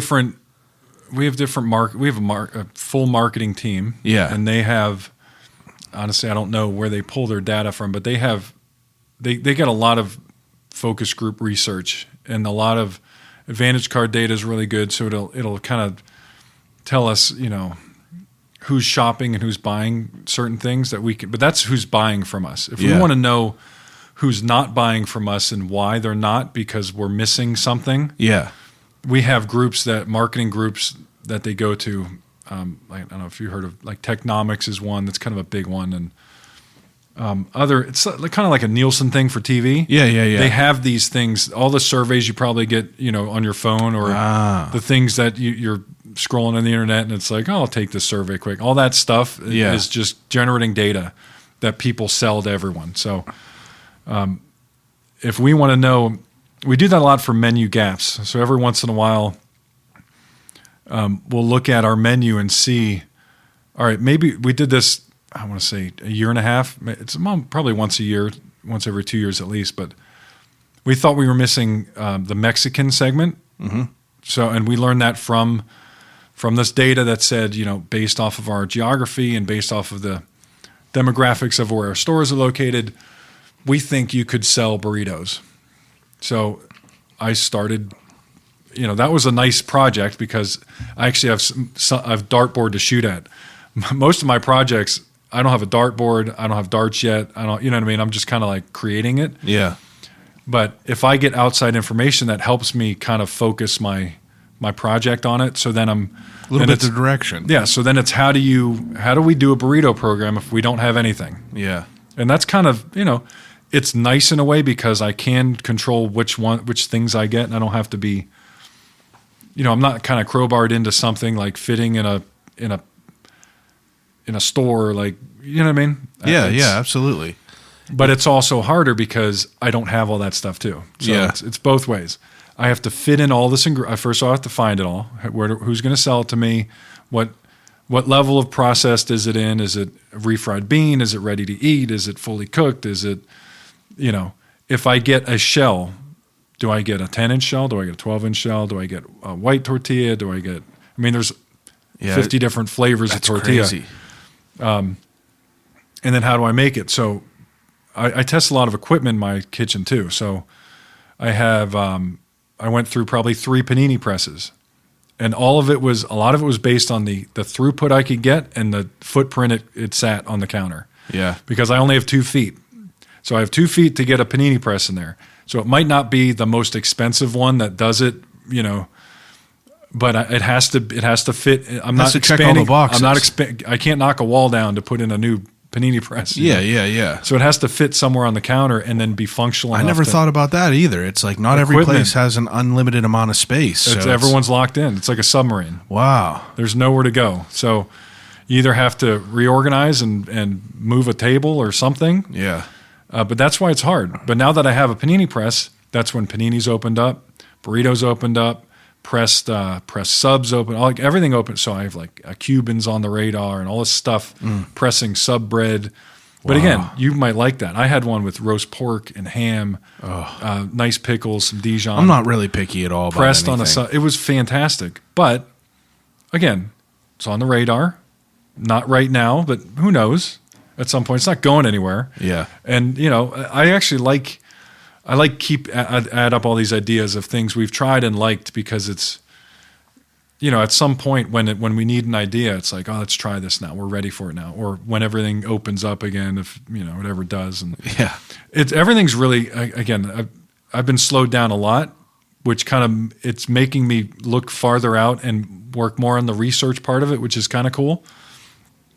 So I don't know. It's still fun. I'm still having fun. I'm still creating ideas. It's just a good day for me is if I put 10 subs on the table and one makes it, that's a great day. Yeah, absolutely. It's hard. It's hard to deal with that was another thing to really get over, dealing with the rejection when it feels like, man, I just put all this work in. Because a lot of that stuff too is I'm shopping for ingredients, because again, that initial testing, there's nothing there. I don't have it sourced or anything. I'm just making stuff. I might have to make something.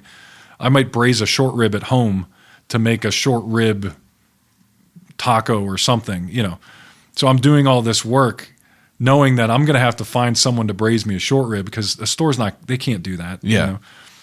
But it's a cool idea. Absolutely. But if I can find it, so once I have that idea, then I start and it gets approved by the team going, oh, this is really cool.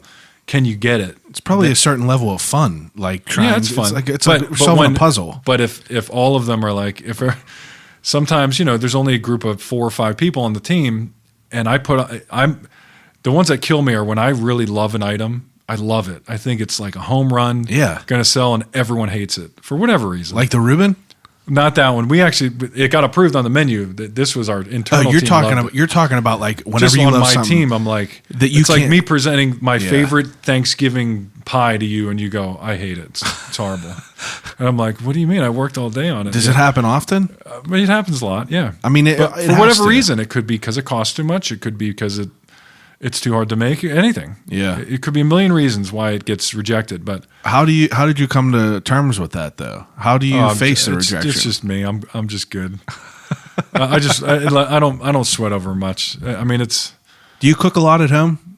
I try to, but not as much anymore. My weekends are busy. My son plays hockey now, so every weekend is you got to be gone all the time. every weekend is hockey. There's practice 3 times a week. It's Yeah. like, How old?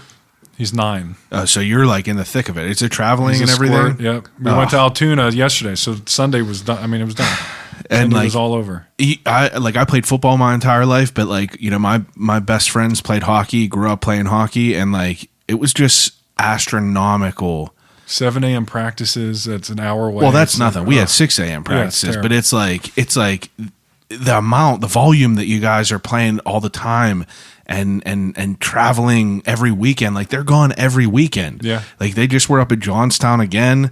And There's not much ice, so you got to go where the ice is. I know. It's crazy to think about that, man. But it is fun. So when I do have time to cook, I like to cook. Yeah.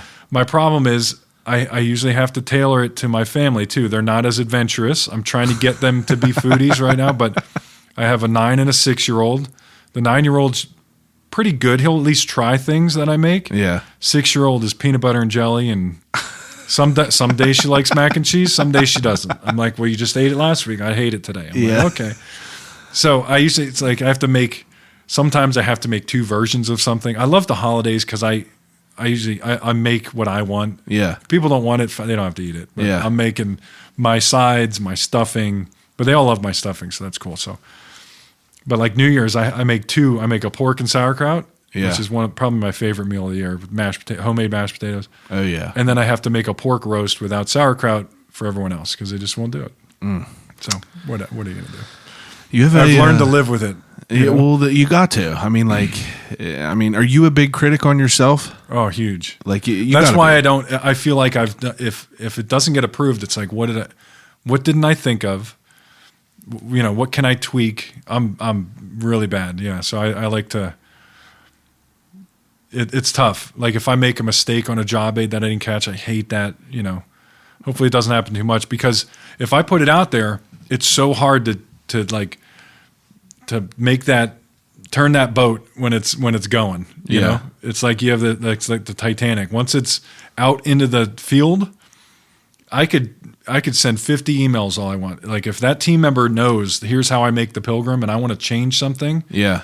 it's really hard because I everyone's bet. kind of used to. They're just so if I want to make a change to a gravy, or if I want to make a change to something, Yeah, you got to do that. It has to It's spider web very- to all the it's other very places. tough, yep. It's probably a lot to like make sure that everyone is on board with everything. yeah. But it's interesting to hear what you do. It's definitely, it seems like a overwhelming, it's an endless job, obviously, because you're always trying to think of new things and you're always trying to be innovative and, kind of be ahead of the curve, even though that we're kind of behind the curve in Pittsburgh. It's tough. But it's interesting. It sounds fun. It does sound fun. It sounds like that you enjoy what you do. But that's why GetGo is still fun, because I can still present those 10 items, have some funky things in there. They have some braised short ribs and all that stuff. I can still make the interest, what I think is an interesting idea. See, again, I don't want to get in trouble here, but I was doing falafel, right? So that's out there for us. I think it's a cool idea. Yeah. You go anywhere, I love looking at street foods. I love looking at anything handheld is kind of our wheelhouse. Yeah. So fairs are huge, and of course, I missed all the fairs this year. Which Yeah, was it's terrible. horrible. That's I was what I gonna go to loved. I was going to go up to the Minnesota State Fair. I had a whole trip planned. Oh, man. I was going to do a week of just eating. I don't know if you heard of that fair. It's the biggest in the country. No, I never heard They of it. have but it sounds thousands unreal. of food vendors, and they sell the fun stuff. I go to Washington Fair. There's 8 hot sausage stands, Yeah. and 10 gyro stands, and that's it. There's no one doing bacon on a stick or fried know. butter or anything. Deep fried cheese. Nothing. Yeah. It's all the same. It's like, Man. But I always look to those for inspiration. And I had this falafel. I thought I had some really cool naan bread. I had a feta spread, and I was doing all that stuff. And that was like one of those, people spitting them in the trash can moments. Where Do you ever have people? what do you mean? This is great. It tastes great. Now you said naan bread. Like, do you ever have people like from that nationality of any food that you're making that are super hypercritical of what you're doing? Like is naan bread is Middle Eastern, right? Yeah, Middle Eastern. Now, do you guys ever like experience like sort of like backlash for something like that? Because With our customers or the team? Either or, really. It's just like whenever I think about that, it's like some people who that's part of their lifestyle and they grew up on that, and you guys put something out like that. Do you ever have people that are like super critical? That's like, this is not naan bread. Like, this is Sometimes more Market District. Yeah. That's where I spent a lot of my career in Market District. But a funny story about our hot dogs, we tested a value, I'm doing the quotes again, a value hot dog. And we got so much backlash from like the Muslim community because they couldn't buy it anymore. We Just sold pork. an all beef hot dog, and they would, so we switched it in like our South Side GetGo. Yeah. Where people were freaking out, just because there's a big Jewish community right there, and so we're like, well, that's one of those where we tried it for a couple months, and we were like, get out, we're done, we got to get out of it. So Yeah, those are things that those are curveballs that are thrown at your way. yeah, but I try to stay as authentic as I can with using my parameters. I can't. Yeah. It's got to be tough. So you take that falafel idea. I still think it's a cool idea. It hits all the plant-based, vegetarian. It says health food, even though it's deep fried. Yeah. Kind of thing. It might happen at some point. I don't. That's kind of a long shot. I'd think, but then I start thinking of the flavors of it. All right. So what if I don't? Because we did a gyro. That failed too. We had a gyro sub. When was that? 3 years ago, maybe in January. Yeah. And we put it on the ranch bread, thinking that, all right, we have this awesome lamb meat. It was just lamb, tzatziki, ranch bread. People didn't like that? People hated it. They hated it. Why? hated Because of the bread, you I think? think so. I think they wanted it on a pita. They wanted it just on a. It just didn't. It didn't sell. 90% of them probably didn't even try it. They probably just got stored didn't away. sell. That's crazy. But it's funny. You said before, like, the sourcing of for all those stores and stuff. I Yeah. don't think I answered that. We're actually not that big when it comes to someone making and sourcing it for us. You got to get to the, 200-300 store level to really get someone to go, yeah, we'll make you something that we don't already. Yeah. So it's hard. I have to find something that someone's either working on or that's willing, a current partner for us that says, yeah, we'll try it. Because you're not fulfilling the quantity, the volumes that we need for them to make it. You specifically can't go to for you. Yep. Wow. So we're not a McDonald's or like I was saying, Wendy's. That takes them so long too because they probably have to source enough product to go national with it, and to have someone make it for them and all that stuff. So it is a little difficult to find products. I bet. But I think the ones we partnered with, like our pulled pork, is a company in Tennessee that does it by hand. So we smoke it for 14 hours, in smokers, and they pull it by hand, and it just happens to be fully cooked when it gets to us. That's all. But the process itself is not. There's no shortcuts in it. Yeah. So I'm not getting like a tub of pork barbecue that has liquid smoke and stuff, and it's all fake. It might not be fake either. I'm not throwing them under the bus, but that's the thing. Sourcing. I keep mentioning pork belly. I found one that's really, really good. It's the cooking it that I can't seem to get. We don't have any flat tops. Yeah. So it's really hard for me, and it destroys my ovens. Like it's so fatty. Yeah.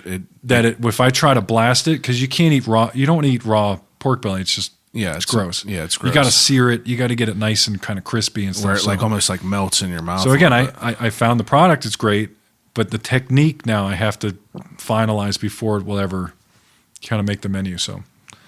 Wow.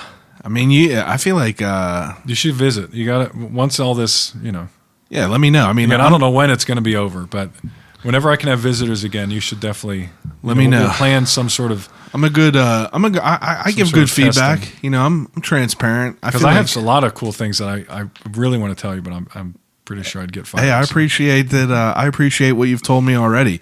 I feel like I could talk to you all day, but I feel like I need to get to the ending segment because we're already about to be at 2 hours. Oh. So I think that what you do is. It's interesting, and like after I have all these conversations, whether it's someone who runs a kitchen or someone who is a funeral director or someone who does this, like it just spawns like all these like crazy questions that are just ongoing that I could just keep firing off. But I think you did a pretty swell job at explaining the battles that you face every day and what you do to give us quality sandwiches. There's so many. Being a chef. And sometimes I feel like I have to defend that sometimes because people look at me initially and go, you're a gas station. Like, what could you be a chef of? That's why I wanted to talk to you though, because there's so much more that goes into it. And I feel like that, that's why I'm not someone who's like a Yelp guy. It's like, if I get a meal that is like cold or something's wrong with it, it's like, I talked to my buddy who's the chef, and it's like half of these people that are on Yelp and shit like that are not. They never experienced what it's like to be in that kitchen and the chaos that ensues and like that crazy symphony of like just chaotic energies that you're trying to like bounce off of each other. And I feel like if everyone had that opportunity to experience, the thing that they're so hypercritical of, they wouldn't be so hypercritical of it because there's so much more that goes into or what someone goes wasn't a into it. server before. Yeah, you know what I mean? You start yelling at your server and stuff. I mean, that's just real funny. So I was running them food for 2 days, doing great, and he has a lot of steps. I think there's like 20 steps going up to his kitchen. His kitchen's on the second floor. I was coming down the whole time. I'm doing good. The last plates that I run is they're polenta sticks with a white sauce that comes with it. Dropped the whole thing down the steps. I dropped everything down these steps. I felt my world. You get that hot feeling rush over you, and then he turns the corner and he's like, "Did you drop a plate, bro?" And I was like, "Yep." I felt like such a dork. There's so many different ways to be a chef. There's tons of opportunity in the food world. Yeah, and it's kind of where your talents lie, and But it's definitely interesting. I didn't think I would be doing this, to be honest. But again, it's challenging enough and it's creative, but it's also that's what I like about it. It's still the creativity part, which I've never had to do. Yeah. But then I can go to a store. I do miss that a lot, though. I miss the chaos, and it sounds crazy. And again, I kick myself a lot, but I miss that. You know, it's intense. It's a beautiful chaos. It is, but man, when you're working like 10 hours, like it really beats you down sometimes. But when you're out of it, you miss it. I miss having a team. I miss having lunch rush and dinner rush. Like, you know, that's the fun part. I mean, that's being in stores. It's crazy, but you know that when you're on lunch and you're ready to go and you get through it and then you kind of reset and you're like, wow, all of a sudden it's 2 hours. It's waves. Like, man, that was crazy, huh? And then you're done, and you know, and you clean up and you restart, but that's what being in the food industry is all about. It's just a different way. You guys are built for war. That's what it is. You got them battles. Every one of them. And we're trying to cook food in 4 minutes too. We're trying to get people in and out. That's our goal. All right, let's get to this ending segment.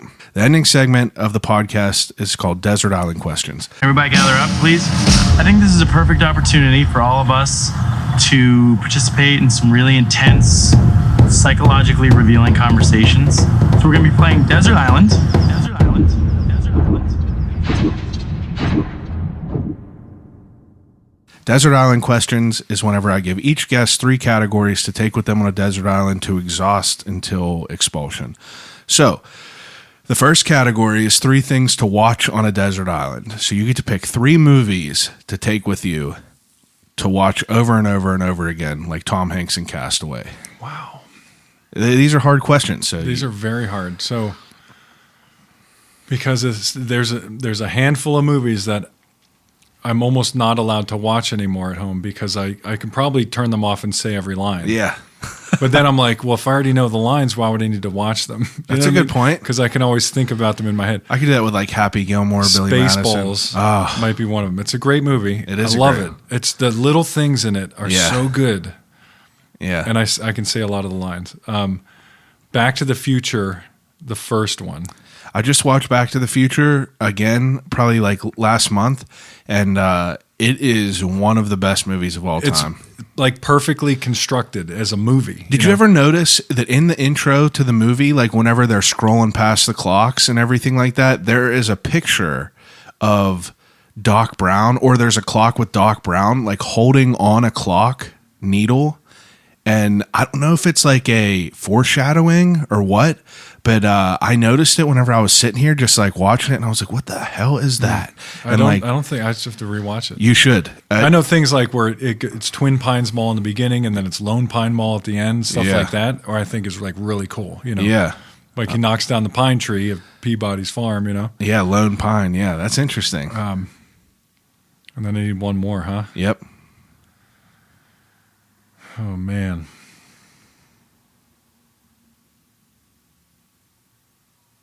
So I think I'm obligated to say like The Godfather or something, but Okay.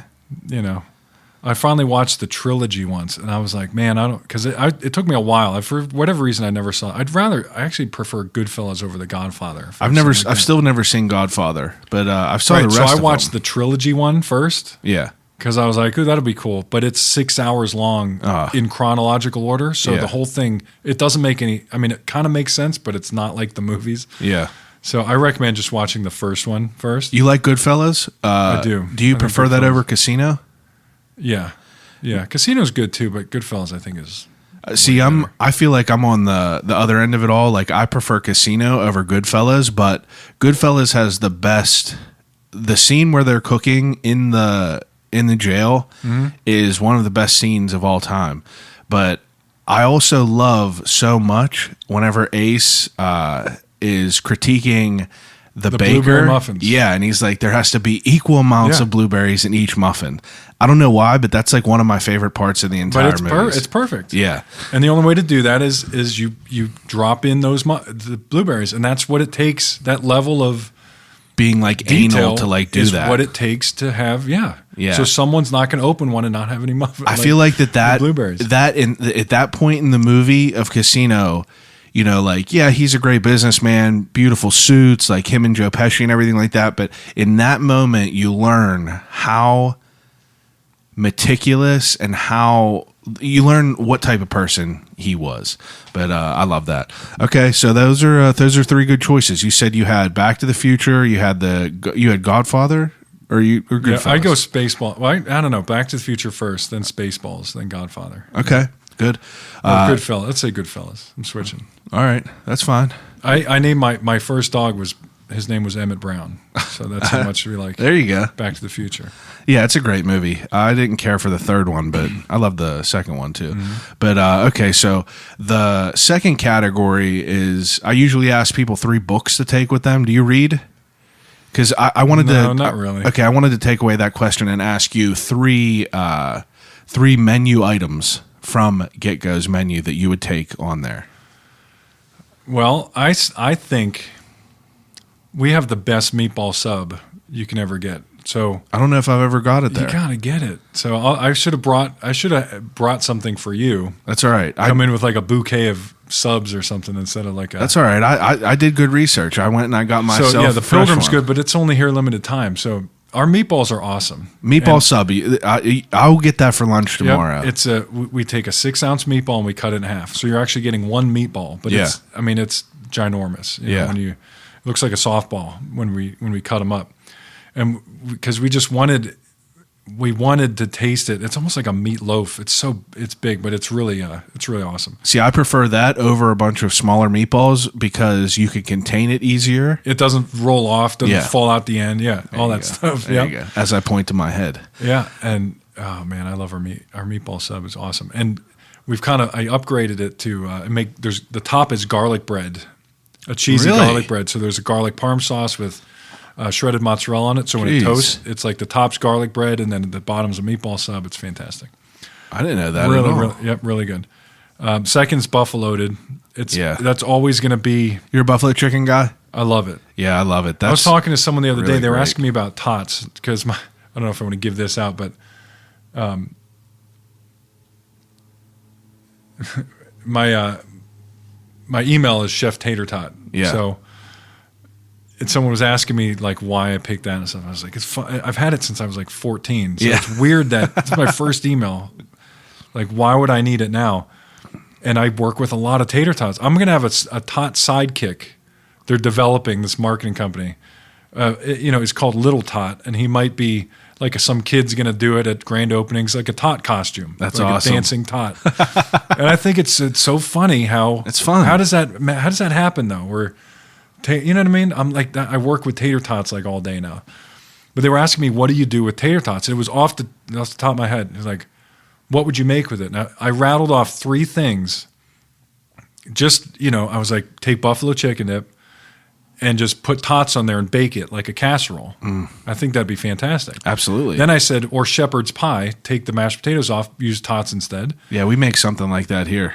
Or now I really want to do it is I said, what if you stuff them? Like you break it all up and you almost make like a potato pancake out of it. Oh, wow. And then you put taco meat or something in it. Ever heard of arancini balls? Yeah, Streets on Carson, I'm telling you. They have it? Oh, yeah. And then you roll them in kind of like a croquette, but like a stuffed taco tater tot. I don't know. Thought it'd be cool. So what were we talking about? We were talking about 3 things that you would take. So buffalo, you used to ask if I was buffalo guy. So that's where that buffalo thing came from. I love buffalo dip. I love buffalo everything. I think I'm kind of over it, to be honest, because it's like buffalo everything. It was such a trend that we've ridden into the ground. That's literally the only delicious. thing I get there is a crispy buffalo chicken wrap. And I feel like that there's none better than the one I get there. And then my third one is it's not an LTO. I could pick an LTO, but I want it to be something on the menu now. Yeah. And I call it my signature sub. They could all be my signatures, but I always think that every person that comes in has their signature. Yeah. So you always say that people that don't like to stray from their normal menu item, if you go in now, there's probably a sub that you order every time. You might look around and go, "Oh, I'll try something different," but at the end of the day, you'll probably come back to back to your old faithful. Like my wife is turkey, Swiss cheese, cucumbers. Yeah. No tomatoes. Mine is our everything bread is fantastic. So if you haven't had that, definitely try that next. I've definitely had that for Italian on everything bread. provolone cheese, red onions, lettuce, no tomato, and mayonnaise. That's like if I don't know what to get, because we do have a lot of food. Like, Yeah. It's a big menu. If I don't know what to get, I will get that. That's what I'll. All right. Those are good choices. I'm going to definitely hit up the meatball hoagie tomorrow because I love a meatball hoagie. But even the road hog is so good in the summer too. And that's not the one a with the sub. pulled pork on there? That's the rib sandwich. And it's just a rib sandwich, but it's boneless rib patty. It's awesome. Man, Love it. I'm pretty hungry now thinking about it. Okay, so the third category is 3 things to listen to. So you get to pick 3 CDs. Oh man, it's tough because everything's on, Pandora or Spotify now. I'll give you and- greatest hits. 3 artists for greatest hits. Oh man. I couldn't even imagine what kind of music you listen to. And I could say, I don't know if I want to say it. It's kind of, it's weird. I'm all over the place when it comes to music. So I'll give you this one. You probably won't expect this, but I love Dead Mouse. I don't know if you know who that is. I love music without words. Yeah. A lot of times. Yeah. And I love, especially when I'm cooking, it's weird. Like if I have my earbuds in, I'm probably playing some sort of, trance or house music. Yeah, like For whatever- house I don't music know. type stuff. I don't know why, but I love melodic, trancey stuff with the, I'm not all about the deep bass kind of. The dubstep. Yeah, I'm not all about that. I like more of the floaty, spacey stuff. Yeah. So Dead Mouse is really cool. He's what I listen to now a lot. But then I'll go to like Eminem. Yeah. I love Can't beat it. 90s. It takes me back to like culinary school days where it was all DMX. Oh. So I don't know if I want to say DMX, but I love it. Like So good. when I'm mowing the grass and I have and like a DMX song comes on, X I'm going like, to give it to you. it's so good, You can run through a wall. right? Rough Riders anthem. I Like, love don't play all it that. around me. You hear? So DMX, it's Yeah. so good, right? That's the best. So yeah, like the '90s stuff, Man. or even like Doggy Style. Snoop Dogg is an awesome. My the brother's- whole CD is awesome. my I would brother's- probably take that. Doggy Style is a great CD. That's a good choice for sure. My brother is 6 years older than me. I'm 30. He's 30. Well, he's 37. Yeah, whatever. But he got me into like, the 90s, like hip hop, like Bone Thugs and Harmony was like consistent. Just like, that's what makes me think of like being 10 years old is listening to him play Bone Thugs and Harmony and like, No Limit Soldiers and like Master P and stuff. Can't beat it. It's good stuff. And then someone current now, Post Malone is awesome. I think I have a lot of I just get a lot of those songs. So. It's amazing that people dislike people like artists like him and artists. I know people that talk a lot of trash against Drake, but it's like you can't help if that song comes on. If a song comes on by Drake, like it gets inside you. Post Malone gets inside you. I ruined myself that Go Flex song. You know what I'm talking about? I don't. It's a song by him. It has like Drake? from Post Malone. Oh. But I use it as my alarm to wake up to. So now I can never listen to it again. But I really like him. Like he's an interesting dude. My alarm. Yeah, that's funny. You should ask that. Like my alarm ringtones. What is To it? wake What's up yours? Well, I have 21 Pilots is one of them. Yeah. I have Circles on as another one. Okay. I have Feels by Pharrell. Yeah. There's one more because they're all like 10 minutes out depending on when I have to get up. Yeah. And it's funny because I don't know which one I pick sometimes, but I have either. to change them every once in a while because once you get used to it, Yeah, it just blends into your sleeping. Yep. I have gotta- right you gotta now I switch 'em have up. Skrillex. That's it. It just says, "Wait, oh my God, wah wah," and my wife hates it, but it wakes me up. I have Jack Johnson, Cliffs of Dover. If you haven't heard that, it's just a guitar solo. Yeah, and that's it's good. Freaking awesome. Yeah, I had Led Zeppelin for a minute on there. Just man, a whole lot of love. It's like that guitar Led breakdown Zeppelin's at really the good, end too. Yeah, you can't be. It's incredible. Okay, Did I mention sidebar. three? Yeah, you said Doggy Style. You said Dead Mouse, and you said who was the second Post one? Malone. Post Eminem. Malone. Yeah, I'll give you them both. Okay, so the third to last question is a death row meal. So if you could pick a meal, you ever read them articles where it's like, the people that are about to get put to death, what would yours be? Wow. You could pick whatever you want to eat from any place, how many places you want. This is very difficult because, I don't know if I want to go, childhood memory type meal, Yeah, nostalgia. which I probably do. Or if I want to go somewhere that I've You technically could have both. yeah, I could, huh? Yeah, people have gotten mountains of food. I remember reading one. Some guy got like food from like all these different places and just didn't eat anything, and basically was just like, screw yins. It's Right. like, I'm about to die. I mean, because I've had like lobster rolls, on the ocean and stuff. You like prefer a warm or a cold one? I like the ones with butter. Yeah. I think it's Connecticut, but Yeah. I get it confused between. I like them both, but I like a swimming in butter kind of roll without the mayonnaise and like celery and stuff. Yeah. But I'm not going to say that. I don't know. I might even say pork and sauerkraut. I love it, and I only get it once a year. So I Yeah, think we that's only why- make it once a year. That's the problem. Yeah. I But mean, it's just like it's like it keeps it Thanksgiving good, stuffing. though. My stuffing is so good. It's so long for me to make. But we have it once a year, and it's delicious. Yeah. And everyone loves it, and we make it once a year. I'm like, why don't I make stuffing like every month? well, if you do it Why every do you month, have it to- takes away the It does. the flair of it. I'm trying to think of like what's the best meal I ever ate.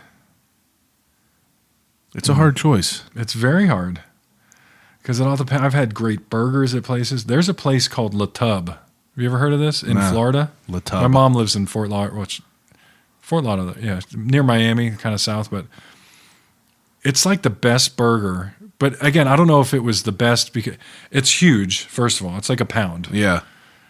and it's a shack. It's like you make it in a shack, and I don't know, it's tiny. But all the tables are outside, and it's on the water.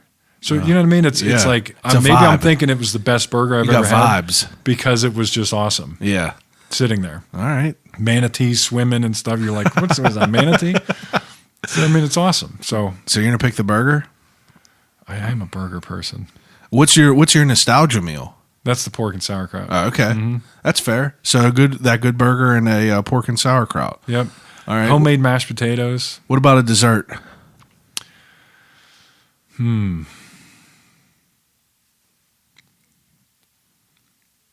Dessert. I'm trying to think. I make, this was my grandmother's. People love it. I've made it into bars now. She made a cheesecake apple pie, which is delicious. man. So Jeez. I have another one I just thought of now too. So, but that's my favorite. So it's like a sugar dough crust. So it almost tastes like a sugar cookie. Yeah. You press that into the pan.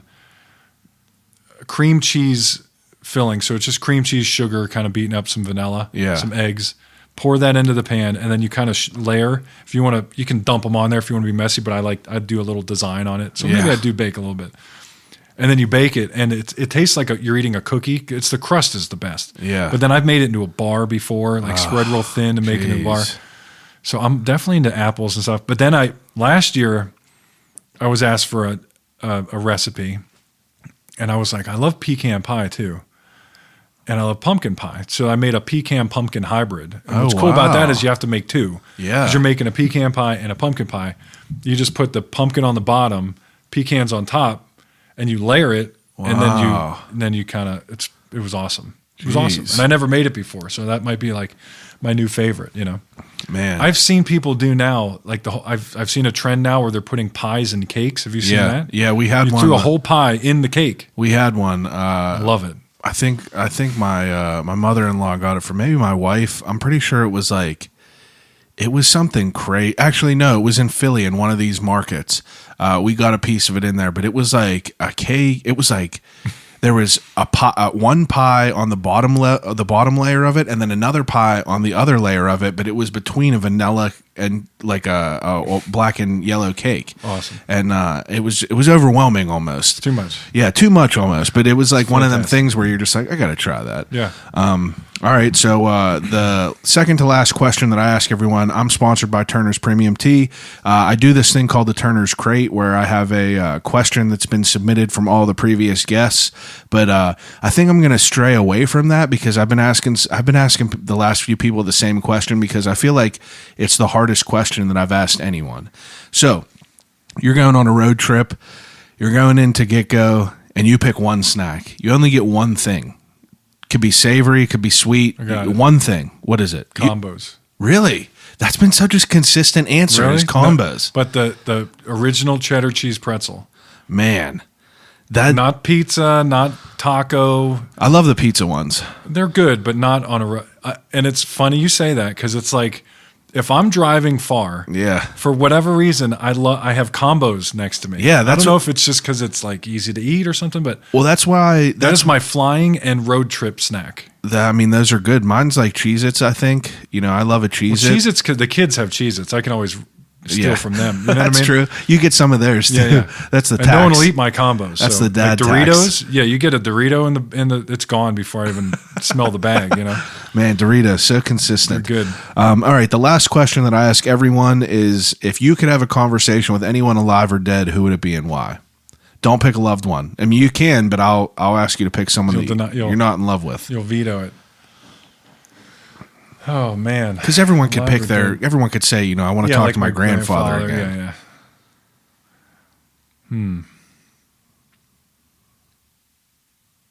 You said alive or dead, huh? Alive or Anybody? dead. Wow. Could be a fictional character. Could be Fictional whatever. character. People have picked Randy Marsh in here. Like Voldemort, Yeah, people have picked people like that. Harry Potter. That's funny. I have to. I don't know. I'm on a Avengers kick because my son's playing Fortnite right now, and he is just. It's that Avengers update, and it's all Thor and Iron Man. He would love. I would almost say Tony Stark just to tell him. Yeah, he's honestly my favorite of all of them. He's awesome. Yeah, you can't beat The it. character. I don't know why. I Even would Robert talk to Downey him about Jr. is just himself is just the man. Right. But I even think from listening to Matthew McConaughey, I think he would be he sounds like the coolest person In the world. the most enlightened person. Enlightened is the most perfect way because you think of him as like dazed and confused. All right. Just Right. like, the burnout. But it's like that dude is He's on a not. whole different level. He's got it all figured out almost. Exactly. I started listening to his audiobook. I'm like, it's like 6 hours total and I have like 3 hours left. It is unreal. Right. And you're the just things like, he's gone through. He was talking about how his childhood and how it was rough. yeah. But he's like, everything that happened, he's like, maybe the beatings were not the right course of action, but the message that it taught me. Yeah, the was, corporal punishment. I thought the most fascinating thing that he was talking about was like anytime he would do things where he would get like the belt and everything like that. His parents were so adamant about like, he would Don't hate. Well, they would say beat the him hate. with a belt and punish him like he would need to, but they would never like ground him or anything because the most valuable thing and the most precious thing in the world is time. So they never wanted to take time away from him. So they would punish him, but then those would be the nights where his dad would take him to like, take him and the rest of the kids to go get pizza and they would be allowed to stay up late. So like they implemented the lesson into it, but they didn't overdo it. And, things like that are just like, that kind of stuff is mind blowing to me. You know who else is fascinating that's a sleeper is Mike Tyson.